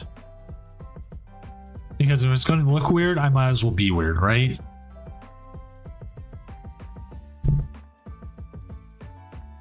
Fair enough. I mean,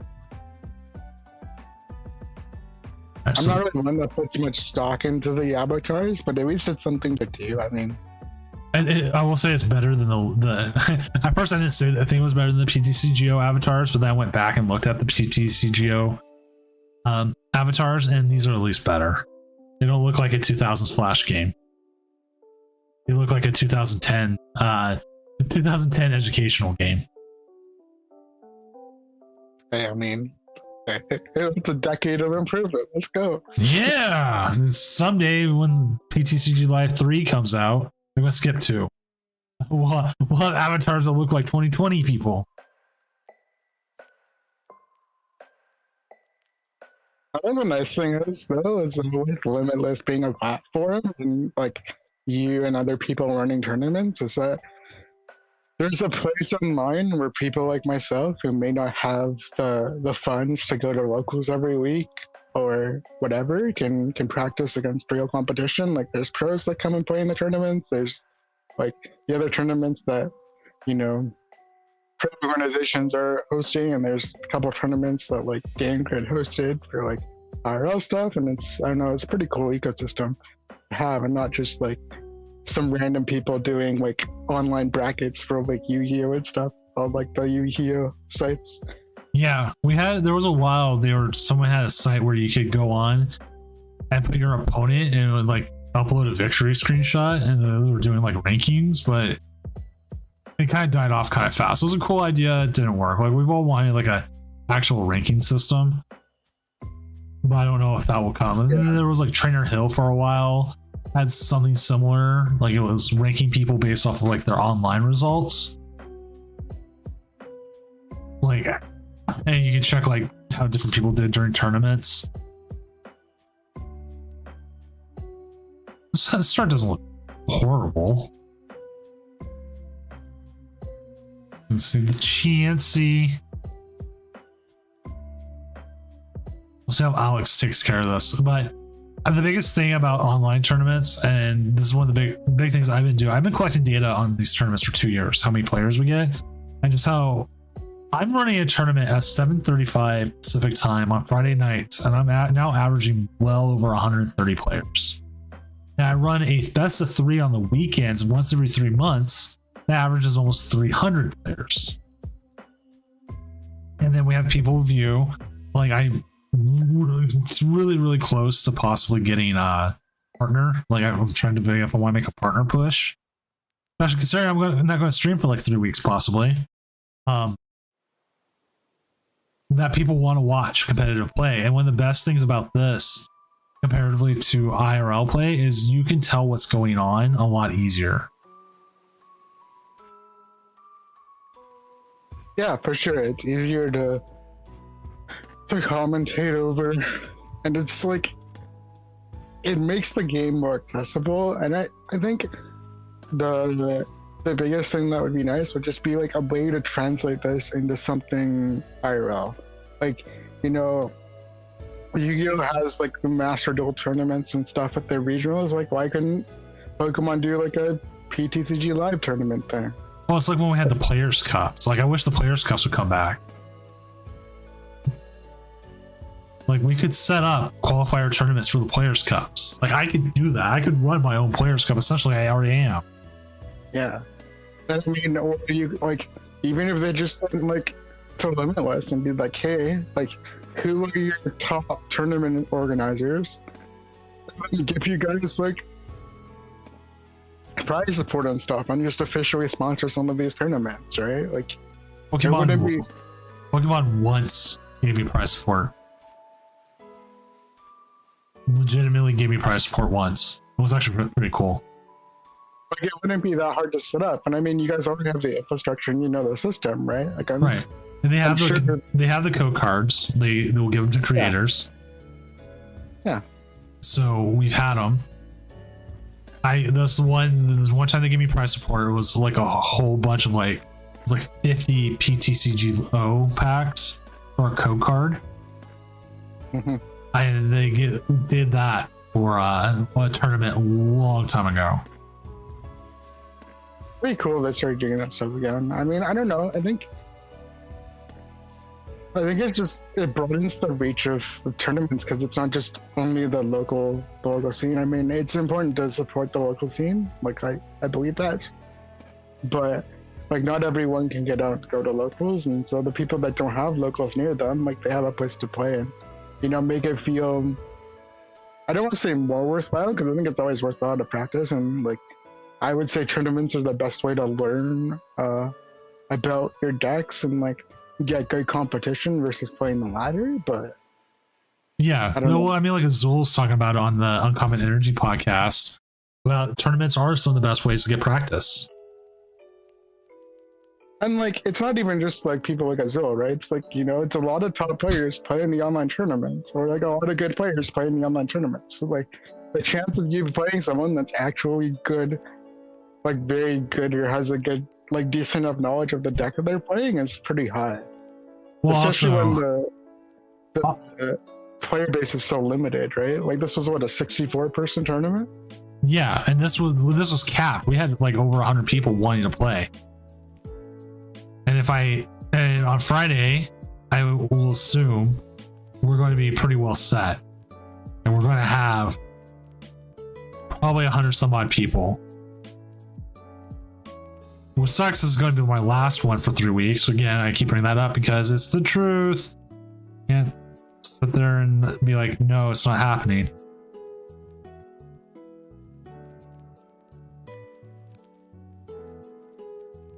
So this is an interesting board position. They're able to get the Urda out for the switch, and then Ultra Ball away for the Monkey Dory to get the restart. I'm curious why they didn't play the Monkey Dory Greninja there. Might be holding back. They get the KO.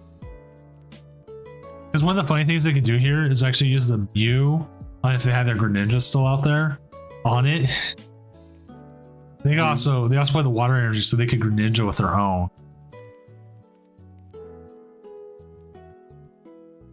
We'll have to see.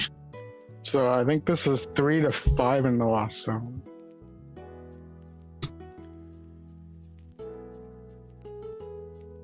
So Comfey is 6. They almost have 7 to get Mirage Gates on time.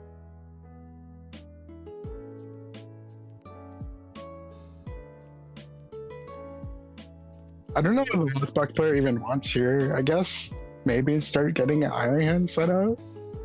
Get the Palkia KO. If they can. They're running Dark Energy, so they're even playing Iron Hands. Maybe they're playing Roaring Moon. They're running the Dark Energy then? Yeah, this is Sable Zard, not No, Sable Zard, okay.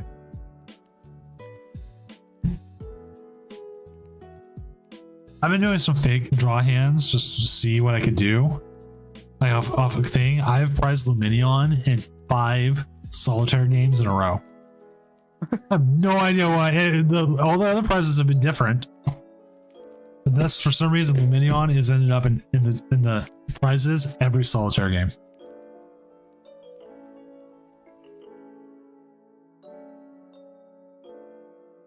Let's see what they do here. They got to get the bear out.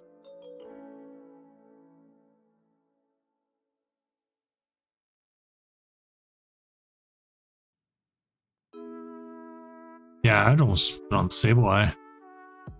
If they're playing Switch cards, it's useless on the Comfy.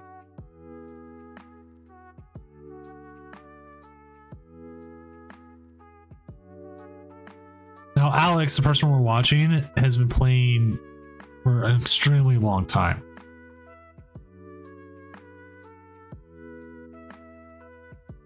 So we'll give him like a little bit of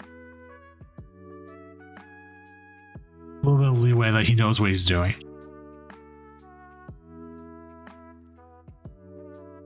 It's like part of me was like, oh, an Iono here, but I mean, he's got what, one Comfy?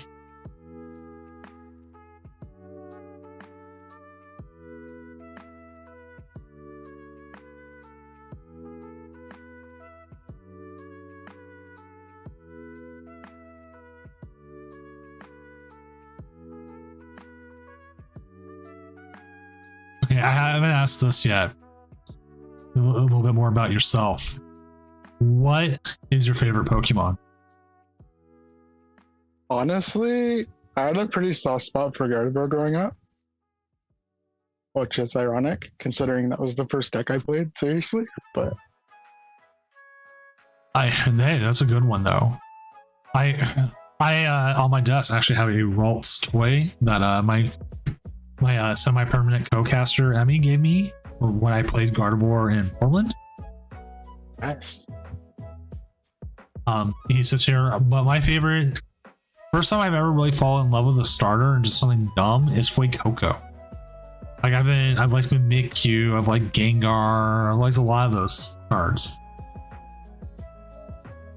But Yeah, I liked Skitty a lot when I was a kid too. I don't know why. But like Fuecoco just he hits all the right buttons. He's like dopey fun, he's shaped like a pepper. He chomps. I've got the puppet version of him. So like I've got actually quite a few of them. He's just fun. And he evolves into a ghost type, and I love ghosts. That's true. Those are pretty fun. So we get the knockout on the Sableye here, which is nice, I guess. A little bit threatening here with watching our poor Blood Moon Ursaluna get KO'd. Actually, no, it doesn't even get KO'd now. No. All 60 damage he does, 110 damage he does to it, 60 of it goes back to his own Pokemon right now. Wait, this plays a Monkey Dory? Yeah. We saw the Dark Energy, so Makes sense. I'm wondering how much Dark Energy they have though, because they lost on one of them. Nope, they're going to go after the Monkey Dory, which that's kind of interesting. I know you're getting rid of like one energy and you're doing more, but now you're allowing something else to attack.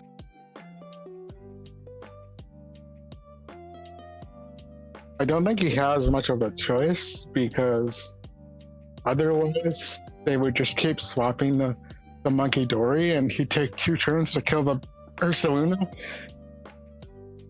and put him pretty far behind because they'd be able to kill the Comfey before he could kill Ursaluna with crap. I almost I'm curious wonder what their hand looks like. that's something I wish we could see. Like if there was a viewing thing. Or if they even gave us a viewing where we couldn't see their hands, if that was like the other way, just to see the gameplay. Like we'd be like here, oh my god, they had the boss the whole time.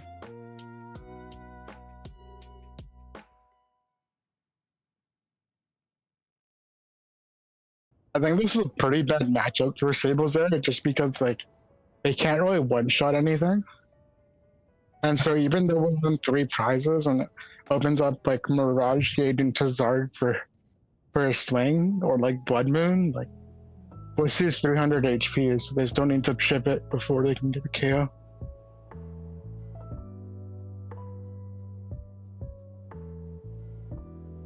We were just talking Pokemon like products and stuff. I wanted to go look at see what they had for job wise. And there's like a brand manager. Like you get sent in stuff and you look at it and you like make sure things are good and everything. But oh, here comes Raiden Zark possibly. What sucks about it though is that the pay is like way worse than what I'm making right now. I'm like, would have been nice. I've been trying to get hired at Pokemon for like 12 years now. I've been interviewed there before.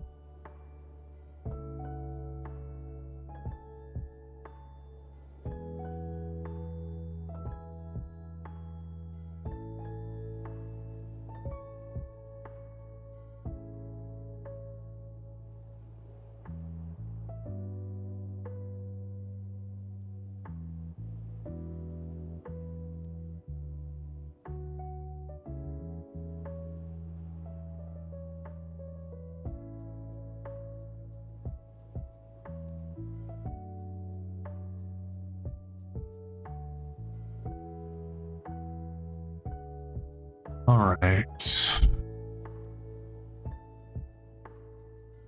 Again, thankfully, no judge calls tonight. Only losing a Regidrago. We need to get a Regidrago on. If either one of them's 5-4-0 going into the next round, we'll get a Regidrago on. Ooh, Roxanne, that's kind of painful. I know this one was before your time, but in chat, whoever remembers playing Zacian with Jirachi, where you would use like Mr. Mime from like Detective Pikachu.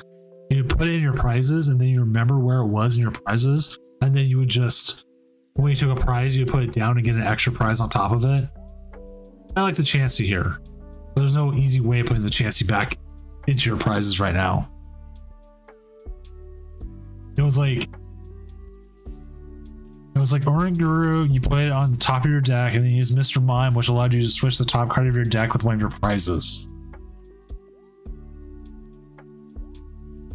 Which was an insane combo, and it was a lot of fun to play.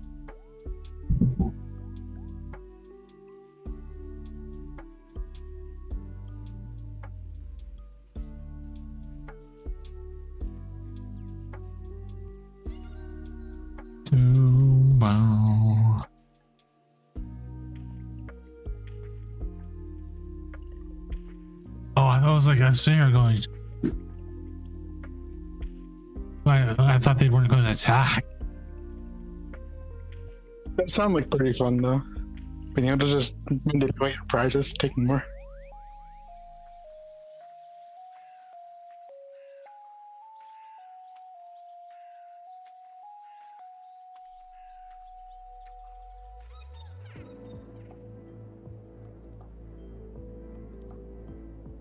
Well, that's what you're hoping that Chansey does, but you can't put the Chansey in your prizes right now. I don't think there's any cards that allow you to change your prizes right now.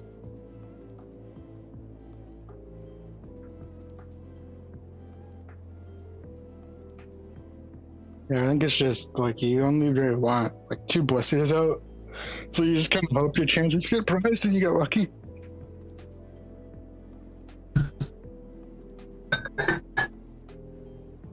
Wait, no, there's Arc Phone, but I don't think there's a way to easily use Arc Phone. Actually, Star West brought it up. Let me look it up. I don't think there's anything that can combo with it.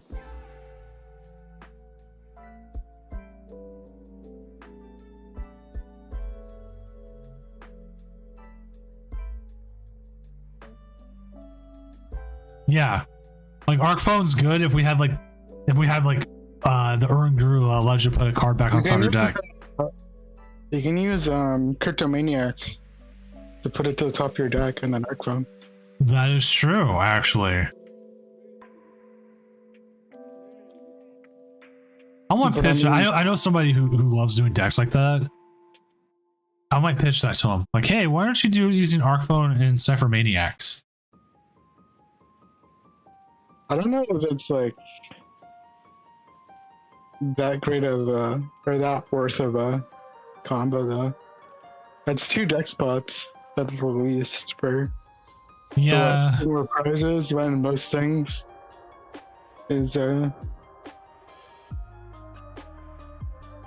the big thing about it is he likes playing decks like that. Like back when Jolteon was a deck, he played Jolteon with Rapid Strike Urshifu as an attack against Jolteon. That was hilarious. Like nobody saw it coming. Like he'd put it down, right hand onto it, and like have it all set up, and just take the free KO in the mirror.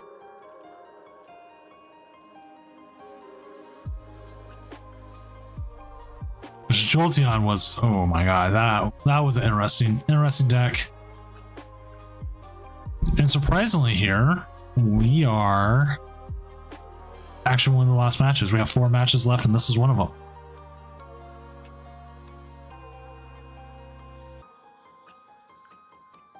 this looks like the Blissey player has it in the bag though. I don't think there's a way that they can end up losing this. Yeah, I think the Because- bear. Even if the bear gets the knockout next turn, they can just double turbo their own bear and then take the knockout with Monkey Dory. Especially when they're swinging with Blissey, so it's like, I mean, they're swinging with Blissey, so the Monkey Dory doesn't matter, but they can just use Monkey Dory, and like, because they're on 5 prizes, they can't return KO, and then you can Monkey Dory next turn for the knockout if you're just using Ursona.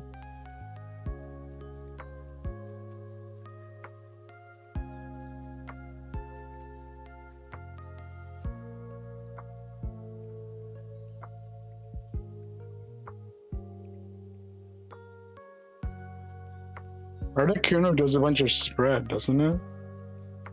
No, This it paralyzes. It does 30 damage to itself, but paralyzes. That's pretty sick, actually. Oh, and we do have that new stadium coming out that allows us to put it out there too.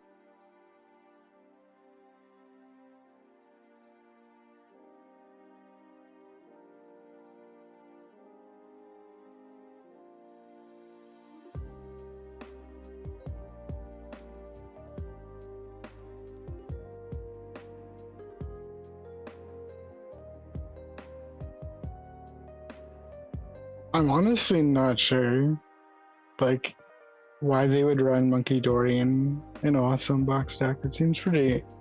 I think it's because it's Sablezard and they're trying to bring energy around. Maybe it's an attack against other Monkey Dories.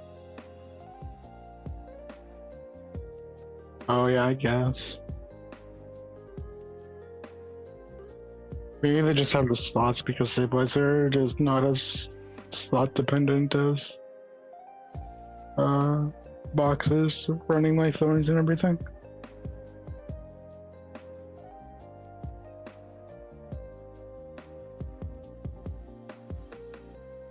Also portal in case you need it. Oh, can they just get the KO here? I think so, right? Yeah, 240. So they get a big win here. There we go. Let's go, baby, let's go. Yeah, Alex. Yeah. I thought I muted, you know. There you go. I totally did not count my. I was like, wait, because I was thinking that I needed one more Adrenaline, but I did not. It turns out. Yeah, I don't know if they're going about Palkia. I didn't even realize you still had your Beastar out. Yeah, and I was saving it because I didn't know whether he was going to target down or not, and I kind of wanted to, like, I wanted to keep the play of being able to Greninja if I needed to, because he didn't bench Manaphy early, so I was like, I got to keep that alive, but like my Super Ring prize like ruined that out. So then in the mid game, I was like, if I can bench a second Palkia, then maybe that's an option, but I decided to grip it because I was like, it's only going to be good on Palkia in this matchup. Mm-hmm. So, but that is not a matchup that I am okay with. Just have to like not leave damage on his side of the field. I think that was the play. Yeah, because we're trying to figure out more about why play Monkey Dory there. Not you for on his side, but I mean, Yeah. it almost seemed like a Monkey Dory is just a Monkey Dory counter. I think it was for, if I was to guess, that Radiant Zard, Radiant Zard can hit, go up to like 280 and that sort of thing. And so it becomes a pseudo choice band. Hype. Yeah, but with the lack of HP on Yep. the Western side, like I'm having damage counters on stuff is pretty infrequent now. Yeah, no, and I agree. I think that's probably I what think it's, they also probably lost zoned all their dark energy. I think they threw at least one in there, right? Like I don't even think they had the dark energy to have it. I think they just placed it down to not lose. yeah, no, I wasn't even checking for dark energies. I was just never gonna leave damage on his side of the field as much as I wanted to, because I wanted to try to put some on the Manaphy and then wait a turn, but I didn't want him moving it around freely. So Fair enough. thanks for watching my game, guys. Yeah, I said if you went 3-1, I was gonna get you on. I want to see if we can get Shira versus John P next. We'll have fun streaming, guys. Thank you, Alex, and thank you. And also, this is for chat, not so much for Alex. Do you guys like when we bring in players sometimes like this? Because we can look into it more in the future. Not everybody is like Alex, who has a mic or is very confident in their ability to interview, like take an interview. I think so. I just thought it was caster privileges, honestly. Part of it, Yeah. yes. So, like, if either one of you have ever streamed your games and you want to come in and talk, you can. I don't care. Oh yeah. This game interviews, especially when rounds are running long, is a pretty decent idea. Yeah, because like this one, we literally finished with like 2 minutes left. Mm-hmm. So what Shira said, they're down, so I'm just waiting for them so we can see the 2 4-0s. It's Regidrago versus Dragapult Lasso Box. That's surprising. They're both 4-0. Well, I don't think I'm a really big Dragapult believer, but you can't really argue with the 4-0. Yeah. So I don't remember Shira streams on phone or not, but if they do, it's interesting. Because some people have streamed on phone. You can definitely stream Discord on phone. It's a little bit harder to tell what's going on sometimes. Yeah, that's why we put Subway Surfers on the side. Oh yeah. No. A little bit. Super engagement. Let's go. Get that TikTok. No. See, I know who they are. Let's see when they pop up. There's Blazy. There's still Alex. We have games. I want to get the 4-0. 4-0s are the interesting one, because the winner of this will essentially have a chance to win next round. Only one 6-0. It's Highlander style. There can only be one. It was like last week during the Friday tournament, I actually had to add tables back. I had like 20 tables at one point. And then okay, moving us. And then nobody was taking them all up. And so I started removing tables. And then last week, the people were like, yeah, I need a table. I need a VC. I'm like, okay, here I go. And I'm like making VCs on the fly. I mean, this looks like it's PC or Mac or whatever. Yep. Okay, we're fine. So once this game gets going, we will get it started. I will also update my time clock. I'm curious what you and chat think about like the ladder being fixed and like how difficult it is to break into like these higher tiers of Master Ball and Arceus, and like if there's any like, I don't know, on the backs one can give themselves to hitting these ranks now. I wish there was like some empirical data of like this is how many of the player base hit Arceus like last month or whatever.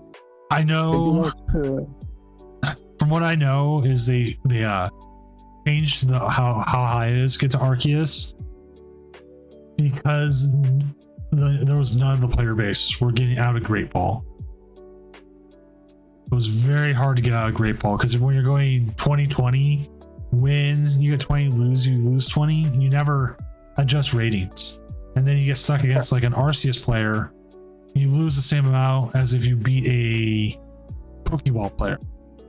I think Azula even tried to make a run before the ladder changes when he couldn't even get out of Ultra Ball. Yeah. And he's one of the top players in the world, right? So like, if that's the case, then your system's obviously broken. So I think it's a good thing that they fixed it. I'm just curious because I think a lot of I've seen, like, I've done quite a bit of pretty big online tournament grinder, and there's a lot of people that are consistently in Arceus now that they've fixed the ladder ranking, but there's also really good players who don't even get out of it. Like they don't bother. Or they just grind tournaments like this all the time. Yeah. So we're just waiting on them. I wonder if they're waiting for their opponent to send or them to send. They didn't freeze up on us, right? Oh, there it goes.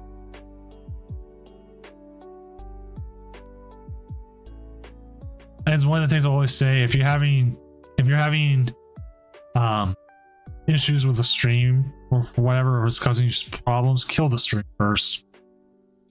Always play out your game. As much as we like to watch, as much as we want the content, we want to watch players play. I want people to win and be able to get better over me casting or talking over their game in any way. Yeah, for sure. I think the nice thing is that, you know, it's pretty, as nice as it is to get your good content over, it's pretty important to like be able to focus on actually playing the game out and getting practice.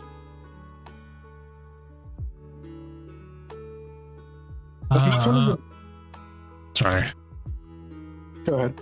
I was just trying to ask people what was the latest Evil Dead movie, because Part-Time Wizard was asking about watching like scary movies, and Evil Dead Rise is amazing.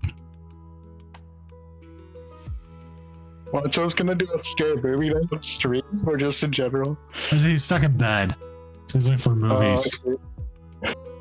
I love Evil Dead movies anyways. But they got like Bruce Campbell, so.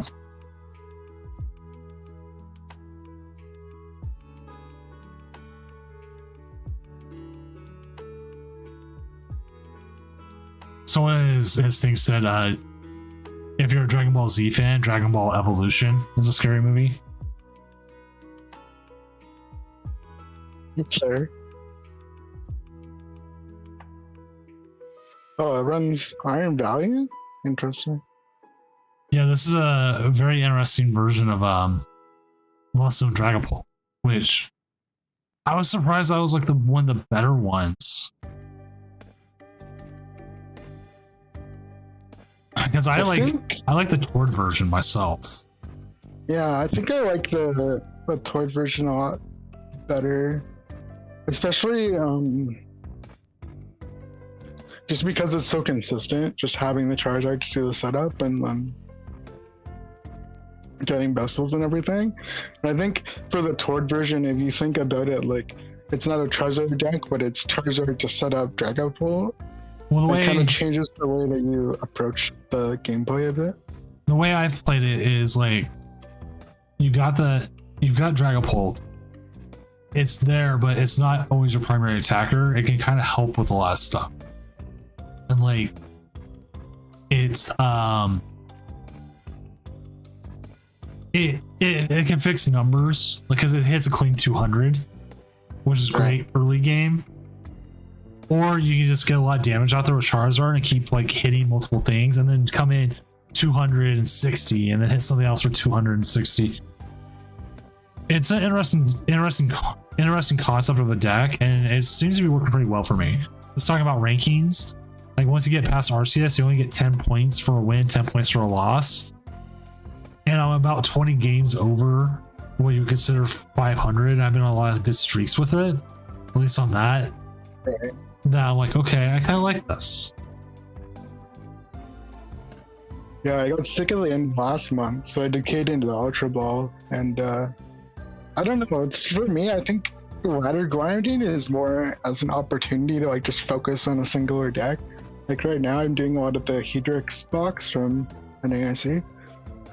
Well, I was playing that too. It's a good deck. I did hit a streak of 10 games where I never started anything. I never started a coffee or saw a coffee. And I just got donked like every time. It's like I would draw paths. No colors, no coffees. No Poffins either. Just nothing. It was just like I got all the tech cards and all the secondary cards, and it just sucked. I was like, well, I'm putting this away for a while. Yeah. Yeah, no, I'm a bit stubborn, so I want to like brute force my way in with the one deck. But yeah, there's definitely been some of the Sims where I've been like, oh, Yeah, 100%. I'm just it's like, easier to play like Charizard or something.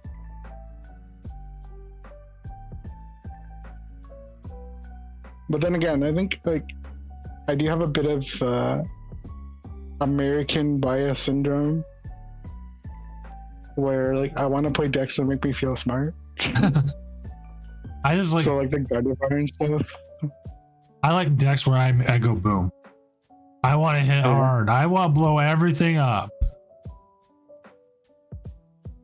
I don't know. I'm trying to like start my own coaching and like get into that side of the game too. So it's like kind of trying to expand my pool since I'm still newer to the game, but I'm pretty confident I can be okay at teaching it. I think you have to do the psychic energy here, right? Because you don't run as many. I think you only run 3. Let's double check. You're kind of forced to do the psychic energy. It might only be 2. 3-3-2. So 3 psychic, 3 fire, 2 water.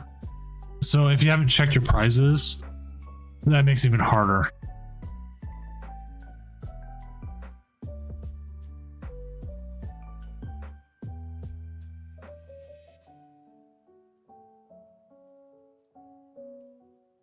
Oh, that's not good. That's not good at all. He's out of fire energy already. Yeah. Yikes. You're gonna have a really hard time taking any sort of KOs. Like you have to focus. That's what I mean. Like looking at what your prizes were. I mean, either way, he was losing access to fire or psychic. It's just unfortunate that it accomplished there. I think that point, because you had the 2 Mirage Gates in hand, it might have been the correct way to actually take the energy in that Polaris that he did before. Just because you have such a low energy count in these decks that sometimes you just have to take the energy even though you don't want it. That being said, the Regidrago player is in a pretty good position. He was able to research Dragapult into the discard. And for those who don't know, Regidrago Beastars attack is 2 grass energy and a fire energy to select a dragon type Pokemon attack in the discard to use. So he's able to use Dragapult now. Which allows him to already now to start spreading all the damage. So those coffees are going to start seeing damage counters put on them, and it's where Dragapult's been really good. I think in this matchup, because he knows that it's a Dragapult deck, I'm almost more concerned about getting rid of the crab and putting all the damage counters onto the Draglock there. Because then when he does evolve it, it kind of forces him to activate so he doesn't get KO'd from a Regidrago hit. Because he can only hit 200. Like, it gives him less options to be like super rod into crab, because you just hit the crab again, you're doing 120, so it's back at 200, so you just KO it the next turn. And it puts the Dragapult player in a really tough position because they're kind of forced to use their Dragapult in the active when they might not be set. Like right now, he doesn't know if they don't have fire energy. He might suspect that they might only have 1, so it like forces them to set up a couple turns in advance of when they might want to. So we'll see definitely see the Dragapult here. Like, the joke is, the best Dragapult deck isn't even a Dragapult deck right now. Yeah, I think in terms of consistently using Dragapult as fast as possible, it's just definitely Regidrago that can do it most consistently on turn 2. Because they play the energy switch and the Ogerpon, so they can accelerate like all 3 energy onto Regidrago in 1 turn pretty easily. There we go. Spreading the damage. I'm not big on spreading the damage on the Comfies, only because unless you know your opponent's not playing Switch Card, because then you lose it. Yeah, I think it's pretty obvious that going Switch Card. I don't think there's, like I said, I think I would probably just do it on the Draco because you know that like the damage is going to be important there. I don't think there's a clear-cut best spread there though if you were trying to spread it. Like, I think the 30 damage is negligible at this point, and like maybe you go 40 to set up for the next turn and then 20 somewhere else, but even then it's kind of useless. I mean, maybe you argue instead of putting 30 on the second Comfey, you put on the Dracloak so you can threaten the 60 to KO it next turn and that they have to evolve it. Yeah. And if they have the Dragapult, then they just lose the Dracloak, which is really bad for them as well. I mean, maybe I got biased because we see the hand and we know they have the Dragapult already, that you put the 60 anyway. Like, that could also be the case. Actually, I think that is the right move. Like, we'll force the Dracloak. Especially considering you can't heal the Dracloak anyways. I mean, you could manually attach something, but I think with the way the Lotzone is, that there's 3 energy in there, and the opponent's deck is only playing, 7 energy, you know that they don't have a lot of energy to work with at this point, because they've Lotzoned a lot of it, and they have a lot of it in the discard, I think. Mm-hmm. I think they have a couple in the discard as well, so.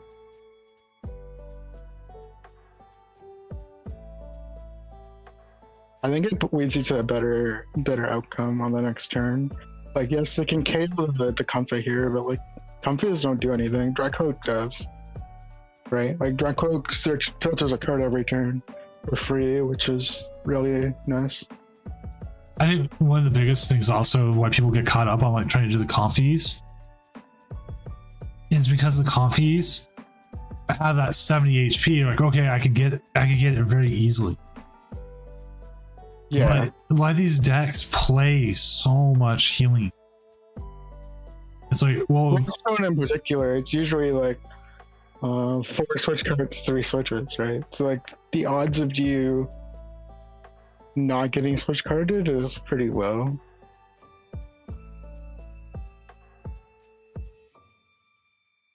So yeah, I hate. Yeah, 11. Being said, I mean, because the Lotzone box deck is out of energy, like, I don't think there's much they can do at this point. Like, I think the Regidragapult's in a pretty good spot because it's just too much HP for them to chip through. Because, like, the most damage they're doing right now is 110 swings. Like, the only other thing they can do is a 70 with the Dragapult. Bear might come into play, possibly. There's an opportunity for the bear, but you still need to lose more prizes before it becomes effective. And they do play de-evolution, so having damage like on the Regidragos kind of makes sense. But yeah, but Regidrago is still 220 or 220, right? So it's like still 2 hits.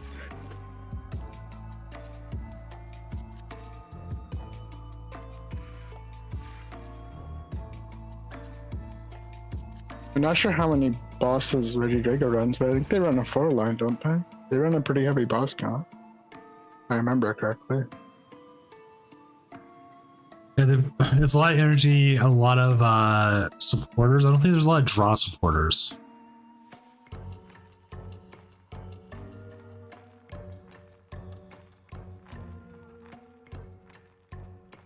They have 3 bosses orders.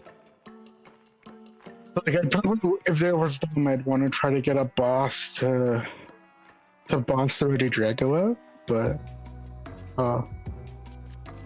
the penny's interesting.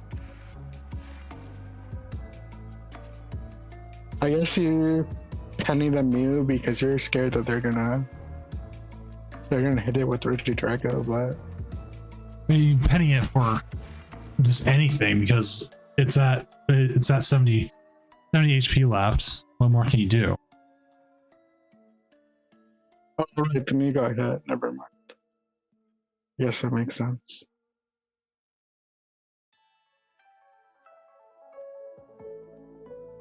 I have to see all 6 put onto one now. But again, they're also running out of switch cards. So healing's going to become more scarce, and then I think here, like the 40-30 or 40-20 makes more sense to me. yeah, I kind of think the 40-20 makes sense too. But I think last turn, I think putting the 60 on the, like if they did the 60 on the Dracoic last turn, they put 60 on the you know, put 60 again, and then like it's a free one shot next turn. Like if you get a boss, you just kill it right away, right? On the flip side, like it forces them to switch the Dragon Pole in and then switch card it out to clear the damage, which puts them in a advantageous spot because it's another switch card they don't have access to. Like as of right now, they're just not getting any use out of the 30 damage, which is not very great for them, but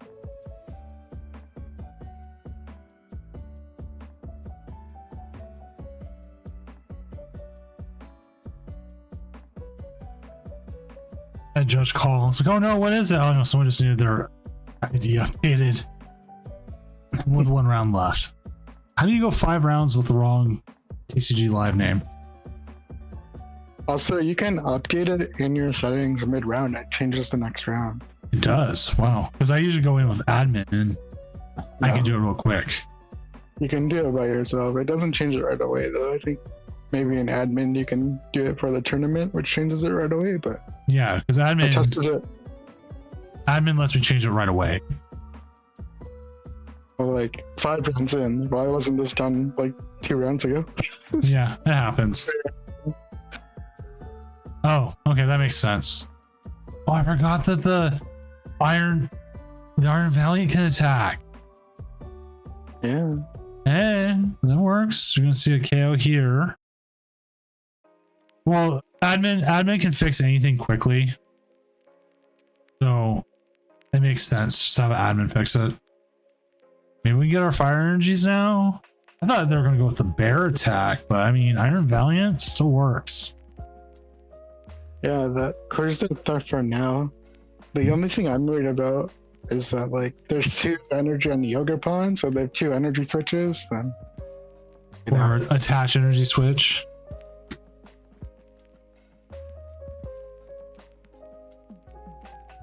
How much does Iron Valiant do? Is it 220? 200.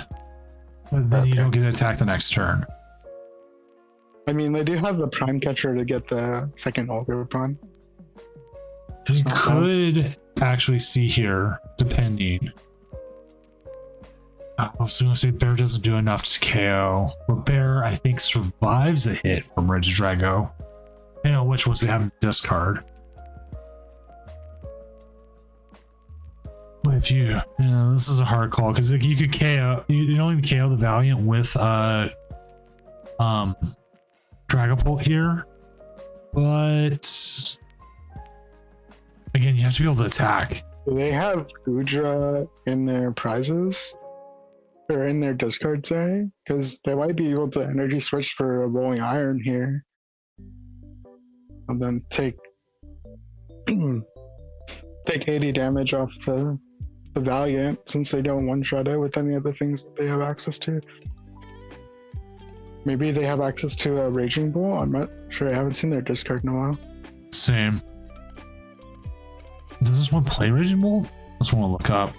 I would assume so. They usually play Raging Bull. Not all of them. It's become more popular though. Yeah. Bolt, Gudra, Noivern,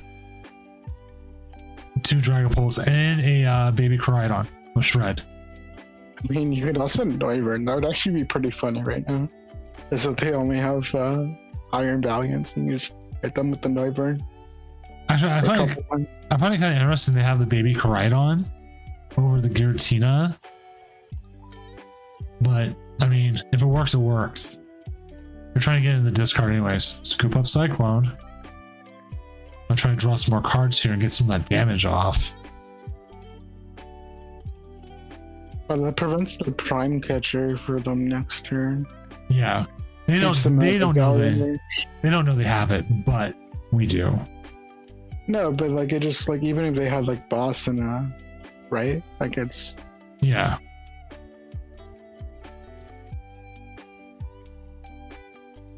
That probably means they don't have the energy switch for this turn, or else they probably would have played that already. So it's probably just going to be a manual attach of a grass energy here.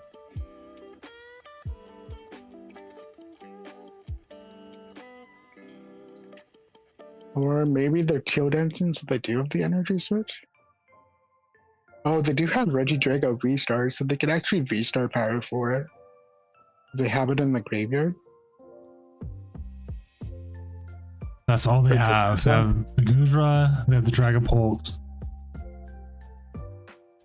Oh, they got 8 energy switch. I don't know how much energy they have left in the deck though right now. I mean, in hand. They've done a lot of stuff.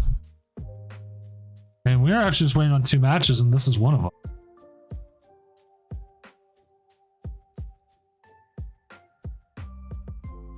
So the winner of this match will 100% play against Control. Snorlax Stall.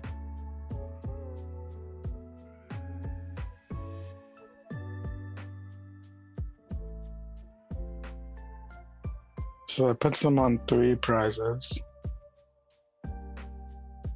But they also could get, yeah, they put them on 3 because they could try to KO the Valiant, but they don't have enough to get the Compies. And depending on what's in the how they have enough next turn to get the Comfy. They just need to go 60 into one of them. This is gonna be the hard part because I think all the psychic energy is on the Valiant already. And you need to hard retreat that psychic off and use the Super Rod.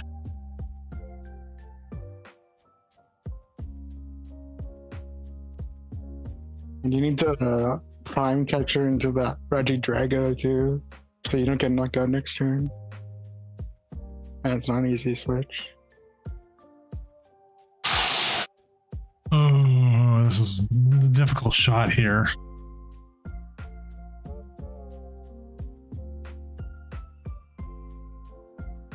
They have 4 cards in deck.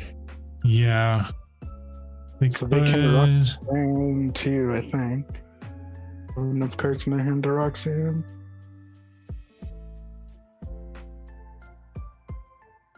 Yeah, the question is, how do you want to do this? Roxanne would definitely help.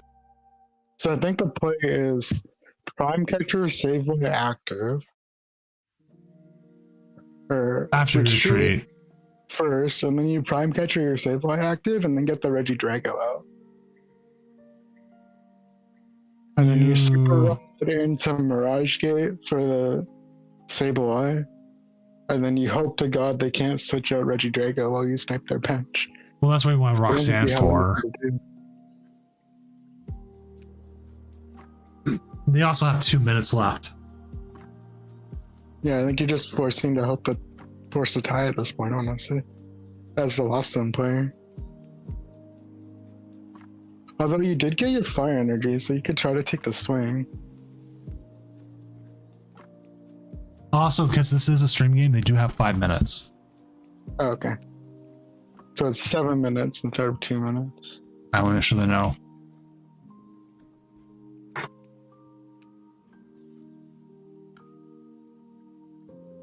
Okay, and then you swap your Regidrago or your Dragapult. You swing for the 200. You put the 6 damage onto the V-Star, and then next turn you KO it, and you get the extra damage on the V-Star, and you set up for your last 2 prizes. They have everything they need for game next turn. Because then all you do is you put damage counters on all those, and they don't get it anything out. All you have to do is counter catcher up one of the ogre pawns, and that's game.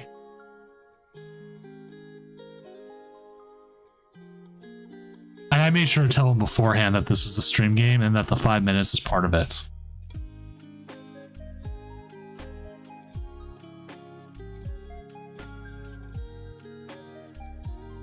Because they could have, they don't have prime cashers because we're another place to scoop up. And if they did, they could actually just win the game this turn.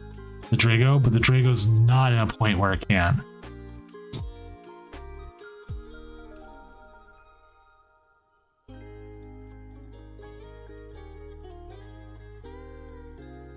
Whoa. Oh, I didn't realize they had scoop up cycling again. When did they put it back? Did they Roseanne's it? no, they Apex for it.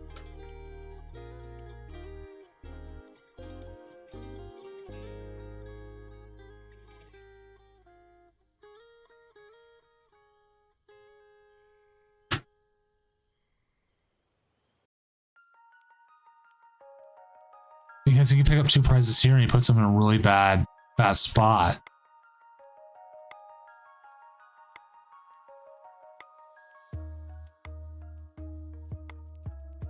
He can win the game here. He uses Dragapult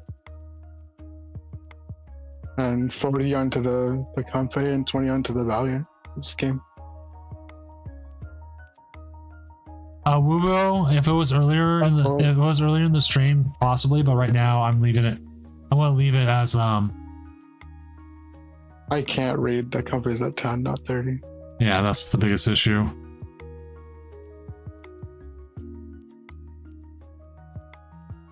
Yeah, they can return KO with Bear now. That might be the best move. Smart move. Don't have a choice. Yeah.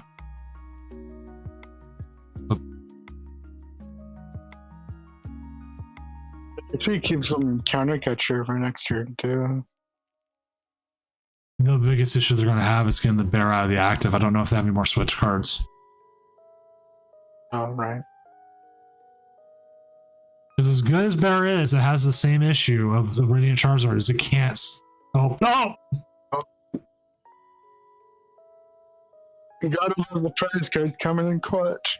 Unless they've got Energy, Boss. And then it doesn't matter.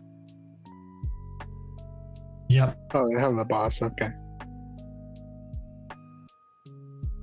That was really well played from Drago set. It was a good matchup altogether. They both played it very well, especially for the Drago having the fire prize and everything. Mm-hmm. It could have been so much worse. And they played around it. The Reggie Drago played well. It was a very good match. Like, I enjoyed this match. This is one of the, I would say, better ones of the night because it didn't end in 2 minutes. Yeah, it actually played the full round, Mike. And because I remember to give them the stream time, they actually had enough time to finish out the game. But all right, round 6, last round of the night. Let's go ahead and get that up. Find ourselves a game. I don't think we're gonna watch the 6-0s. I don't think anybody wants to watch Control. Is that Elixir still playing? Oh, it's Elixir, yeah. I want to say it dropped. I'm looking. I don't see the Luxray. My disappointment is Oh wait, no. 3-2. They are playing against Caveman 13. I'm looking for one of the 4-1s. Savid's still 4-1. He's up against James Thiel and Ancient Box. Who else is streaming still? Jam's still streaming. We could also stay on Moon Kitty here. I mean, Shira. They are playing against Alex, who's 4-1 as well. Want to stay with that? Yeah, sounds good. It's two janky decks, so Yeah, Dragapult versus Blissey Articuno. Sounds like an interesting matchup.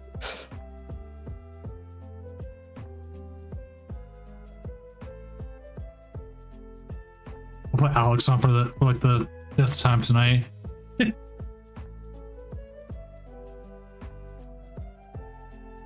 That commentator caster privilege shining bright and true.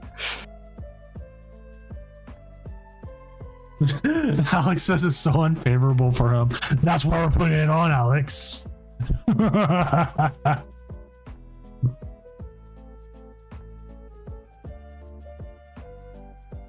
Oh, Shira left. Oh, we'll go get Alex then. Where am I?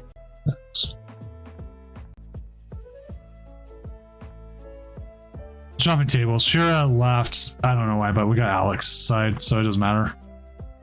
Yeah. We'll watch Alex.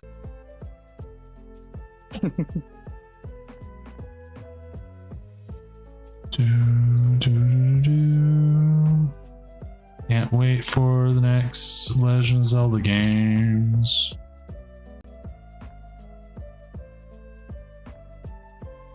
Because I could ask the control one and everything, but I've honestly put control games on before, and I hate to be like, oh yeah, I'm watching viewership or whatever, but no, I watch the viewers just start to leave.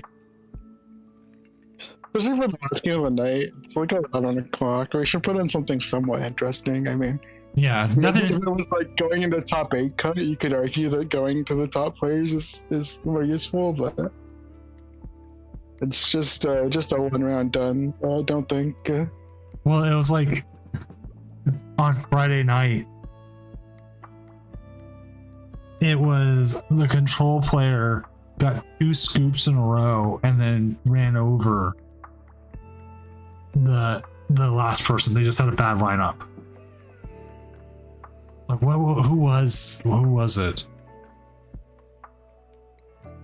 Now let's goes on vacation.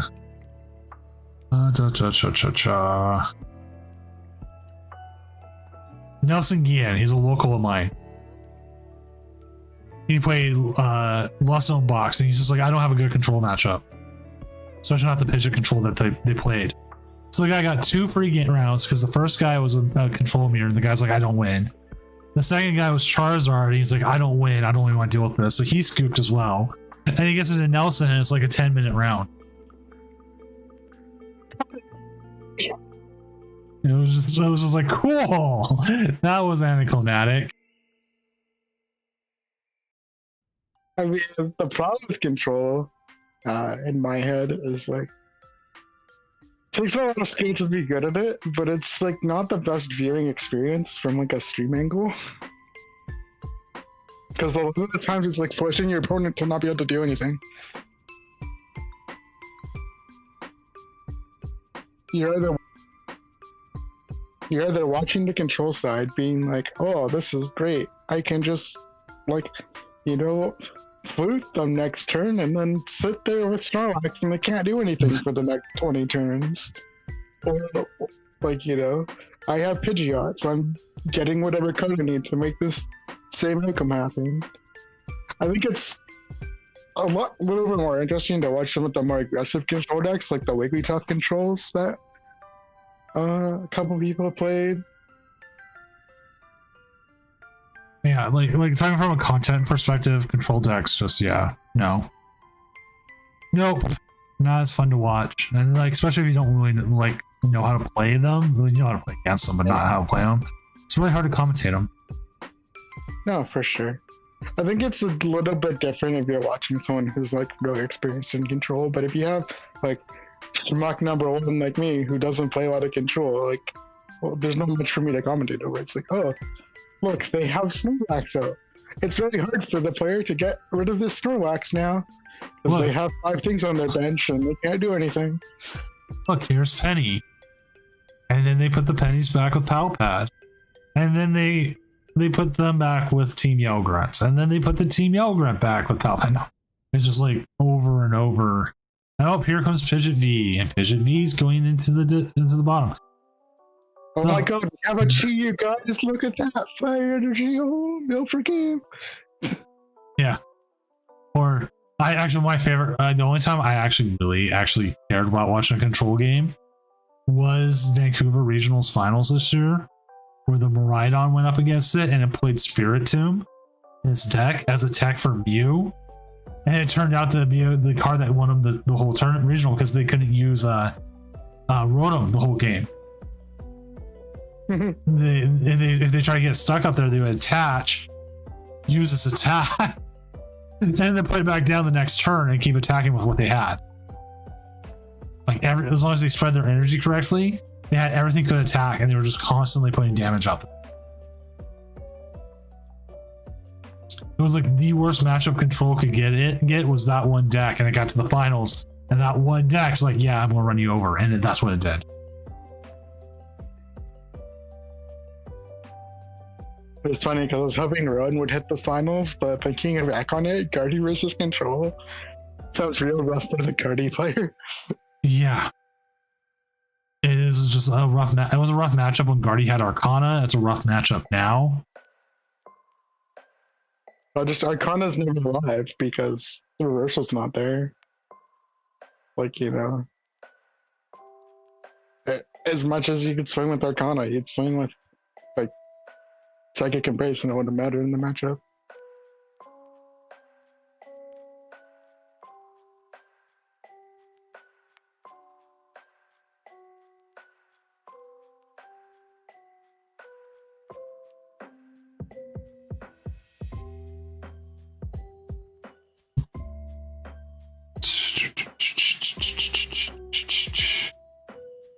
So I think that dark energies are prized, which is oh, they have one on the door. Never mind. Yeah, they have one right there. They're trying to get, it looks like, more water energy into the discard. Have the possibility of attacking, considering that they went second. They do have the Chansey. Any damage put on this Palkia can be kind of negligible. I don't think Articuno sees a lot of play in this matchup. It feels like you want to attack kind of with Blissey, but the Dragapult itself is hard to deal with.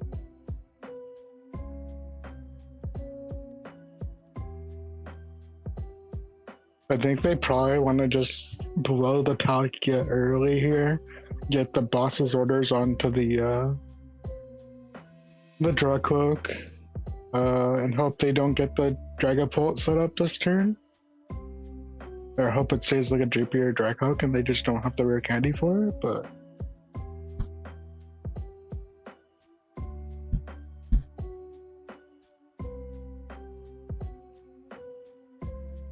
even so, I think filling the bench and swinging for 260 with Palkia next turn is probably the best option you have in this board state.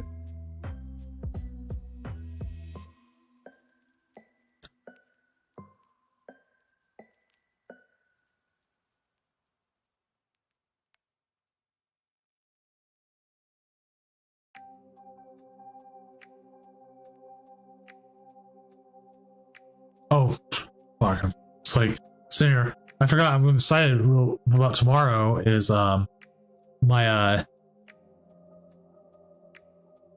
Bidoof King of Hell playmats coming. Yes. So I'm gonna get those start shipping out. And then I also have the Champions mat for next Tournament of Doom Worlds. Yeah, so this Palkia deck is confusing, Sammy G, but we kind of think we're getting the gist of it now. I think it's like I'm Blissey, but there's a Palkia for reasons. Because I run Articuno. The Palkia definitely loves being in these kind of decks. Like, there's so much we could see here. Like, we can see the double Dory, it's 60 off, and then possibly even go after the Dracloak here.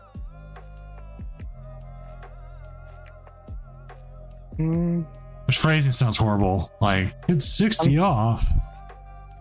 I'm curious if I think you have to target the Dracloak here.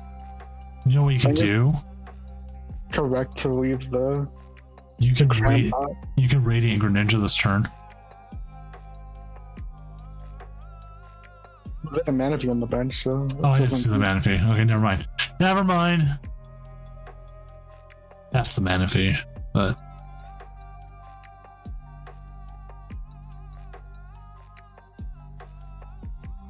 I think your Maybe- best option is probably Her up, and then you just do the Palkia, and then reduce the damage from the crab. Just kill the Dracloak. yeah. Dracloak's like one of their biggest attackers. You're gonna negate a whole bunch of damage from the Cramorant anyways.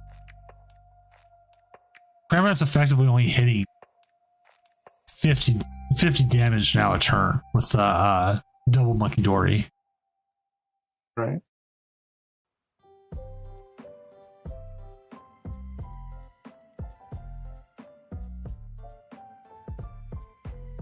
Okay, I understand why he's doing that.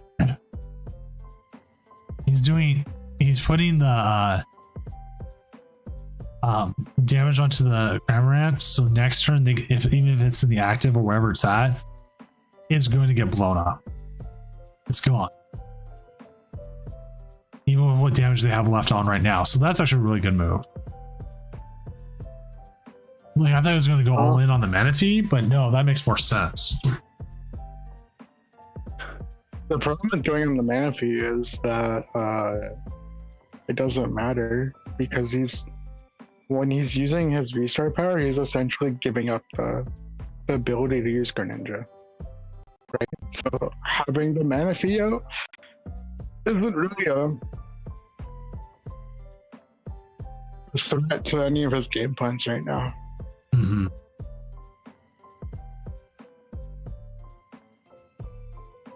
Using the Monkey Dory and the Darkness Energy hurts because it's the only Darkness he has access to outside of his prizes. I think he runs two, but I'm not certain. This just popped up on my Twitter feed because I always watch out for news. We always get card reveals at the weirdest times. There's a 7'5" female basketball player in China who's 16. I didn't know females could anatomically get that big Yeah, in this day and age, but apparently not. yeah. So I'm like, dang.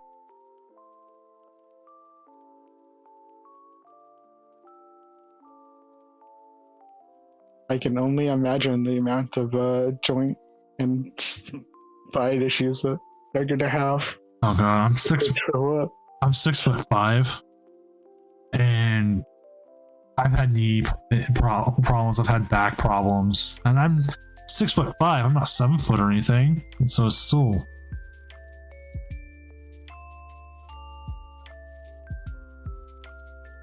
Aren't like basketball hoops like 10 feet anyways? So can't they just literally just reach up and dunk? Because their arms should be long enough, though. Yeah, that's pretty much what's happening. Like I'm looking at the video, and she's just towering over all the other players, and she just gets it and then just like throws it up, like super easy. Nobody's blocking her. I would assume at different levels though, it starts to change.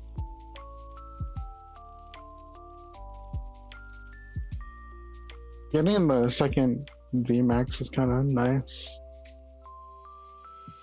Gets you some discard fodder for Earthen Vessel. Yeah, I think you would have wanted the Dark Energy, but I don't think putting 30 damage out really does anything right now. You're off for prizes. I don't know. Just keep swinging, I guess. Sometimes just swinging works. Like, I don't think they don't have. I don't know how many bosses they're on, but they don't have anything immediately available. That do they have Prime Catcher? Maybe that gets them a gust. I don't know. I think my main focus would just be KOing the Treepius. I'm just hoping they don't set their Dracloak or Dragapult. because that could become a problem. But even then, like Blissey eats a hit. Ooh, the Dragapult itself is set up now.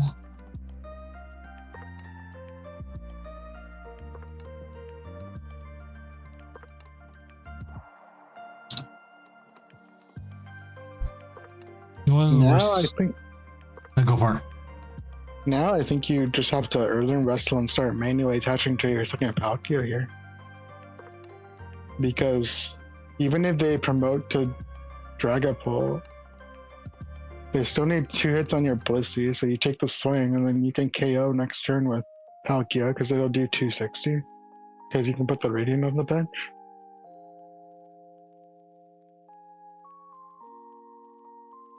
And I think Palkia is probably your main attacker because they have the Iron Valiant there too, so you probably want the extra damage on either one of them.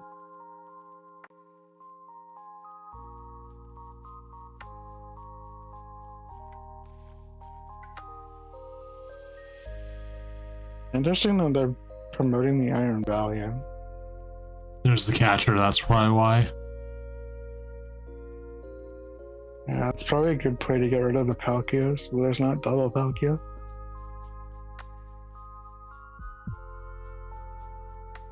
It also lets you set the other Palkia so you get a K on it next turn. It's a pretty good play from the Dragapult player.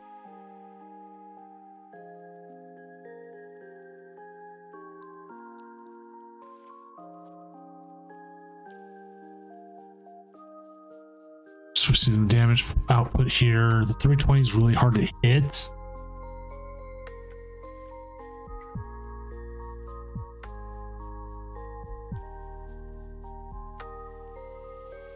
They really need to find that darkness energy, otherwise this Palkia is going down next turn too. Which they should have it anyways with the Earthen Vessel. Mm-hmm.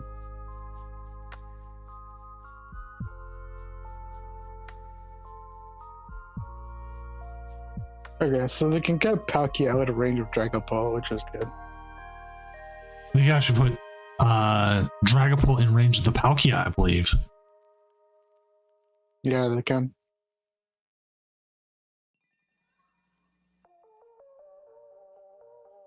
Which is insane. They're saying, okay, what happens? They're like, nope. And now they'll have access to. Hey, 4 and 2 is not bad, man. They will be very close to having access to whatever it's called, Honey Bear, Winnie the Murder Bear, Blood Moon Ursaluna. But they'll still need at least an energy on it because they're only down 4 prizes. But it could come in and take a KO. Alex has a Palkia V-Star in hand, so they're gonna need disrupting effects to ensure that they don't just get Palkia V-Star energy swap KO'd with the energy, because they know they have the second water energy in hand, because I think they Earthen wrestled water energy, dark energy. Yeah, right? so they should know. Games are coming through. We're done 10-16. I'm updating the standings. Obviously Control and Regidrago are still playing right now.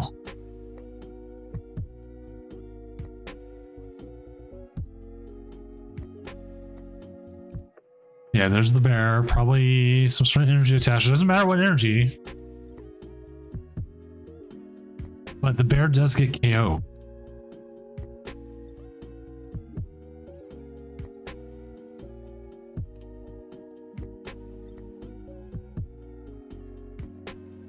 The unfortunate thing is that the Artisan is like really guaranteeing that the Palkia keeps the 260 to KO the bear too.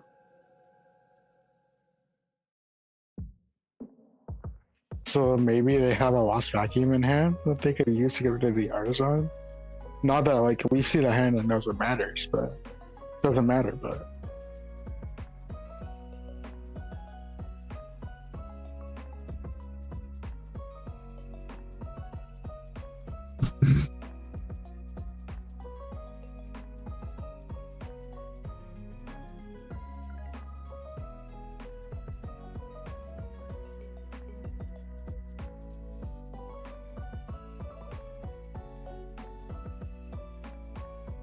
Oh, the Iono happened. That's good for them.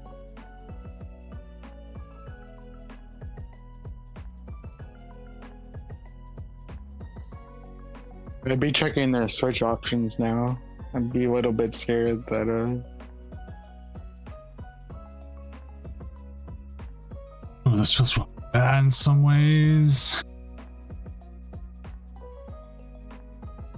I mean, you can take the hit. You can hit the bear.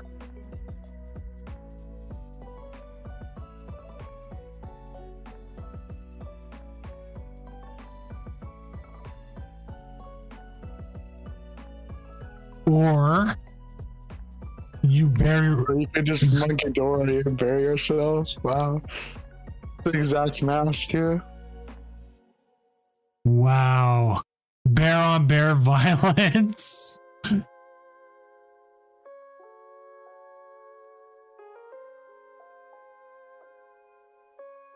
Let's go. And you said this was a bad game, Alex. Oh my gosh, I was so scared the entire time. Hey, that was a great game to watch, though. You're welcome, everybody. Good job.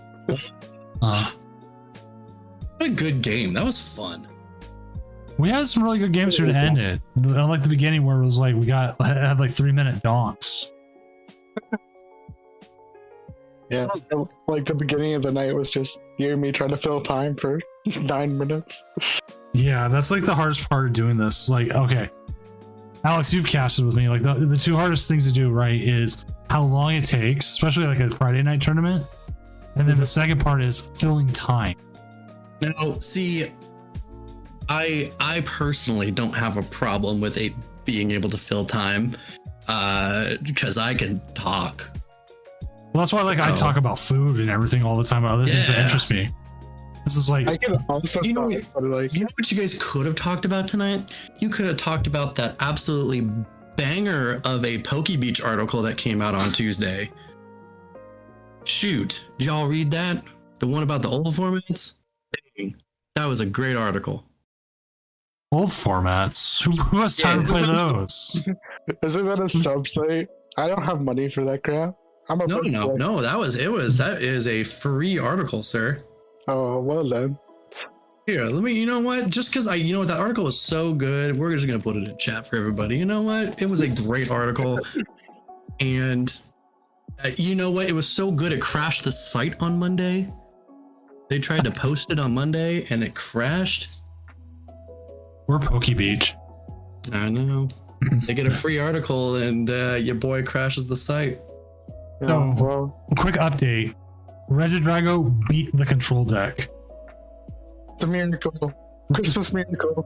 Control And lows. now I kind of wish we watched that game though too. No. Hey, watch it. I don't know. Well, I appreciate you having me on, Doom. I had a good time. Hopefully, I satisfied expectations. Yeah, you were quite great to have on. So I appreciate that. Yeah, you said this was like your second time, right? Yeah. It was pretty good. It's the hardest thing to do is like learning how, again, like fill air, have things going. I've been streaming now. Actually, my 4-year stream anniversary is like next week, which sucks because I won't be able to stream on it. Yeah, I mean, I got some feedback from my first time casting. I did on Moji Top 8, and they were like, "Oh, this is really good." I'm like, "Oh, that's great." Yeah. Doom, have me on, and then I lost my charger for my headset. I'm like, "Damn it!" Yeah, I saw that and I was like, and then you found out it was USB-C, right, or just micro USB. It's stupider, and I'm like, "Wait, it's not an iPhone. It's not an Apple product. There's universal chargers for this stuff." Oh yeah, I have to use a Mac at work, and like I need to charge my keyboard, and I'm like trying to find one of the lightning cables. I'm like, wait, where's the lightning cable? So, Yeah. but with that chat, we're gonna get ready to call it a night. I'm gonna go find a person to raid. Again, thank you, Udesso, for being out here, and Alex, thank you for coming in whenever we had you on and screaming, "Let's go!" No. Let's go, baby! Top No. 5! Let's Top see. 5! Oh, that was actually the end of the matches here. You know what? I want to send you guys off to Paparazzi. He's a friend of the stream. He'll be happy So again, thank you, and we're gonna have separate Oh, screen. real quick. Someone just texted me saying, "Yo, I turned on the stream," and embarrassingly enough, I don't have you in my phone. So if you just texted me, let me know who you are. wasn't My me. bad. It was just saying, "Yo, I turned the stream on, and here you casting." And I don't know why I don't have this person's number saved. I feel embarrassed, but That's how it is. All right, You know. chat. Be ready for paparazzi, and I will see you Friday.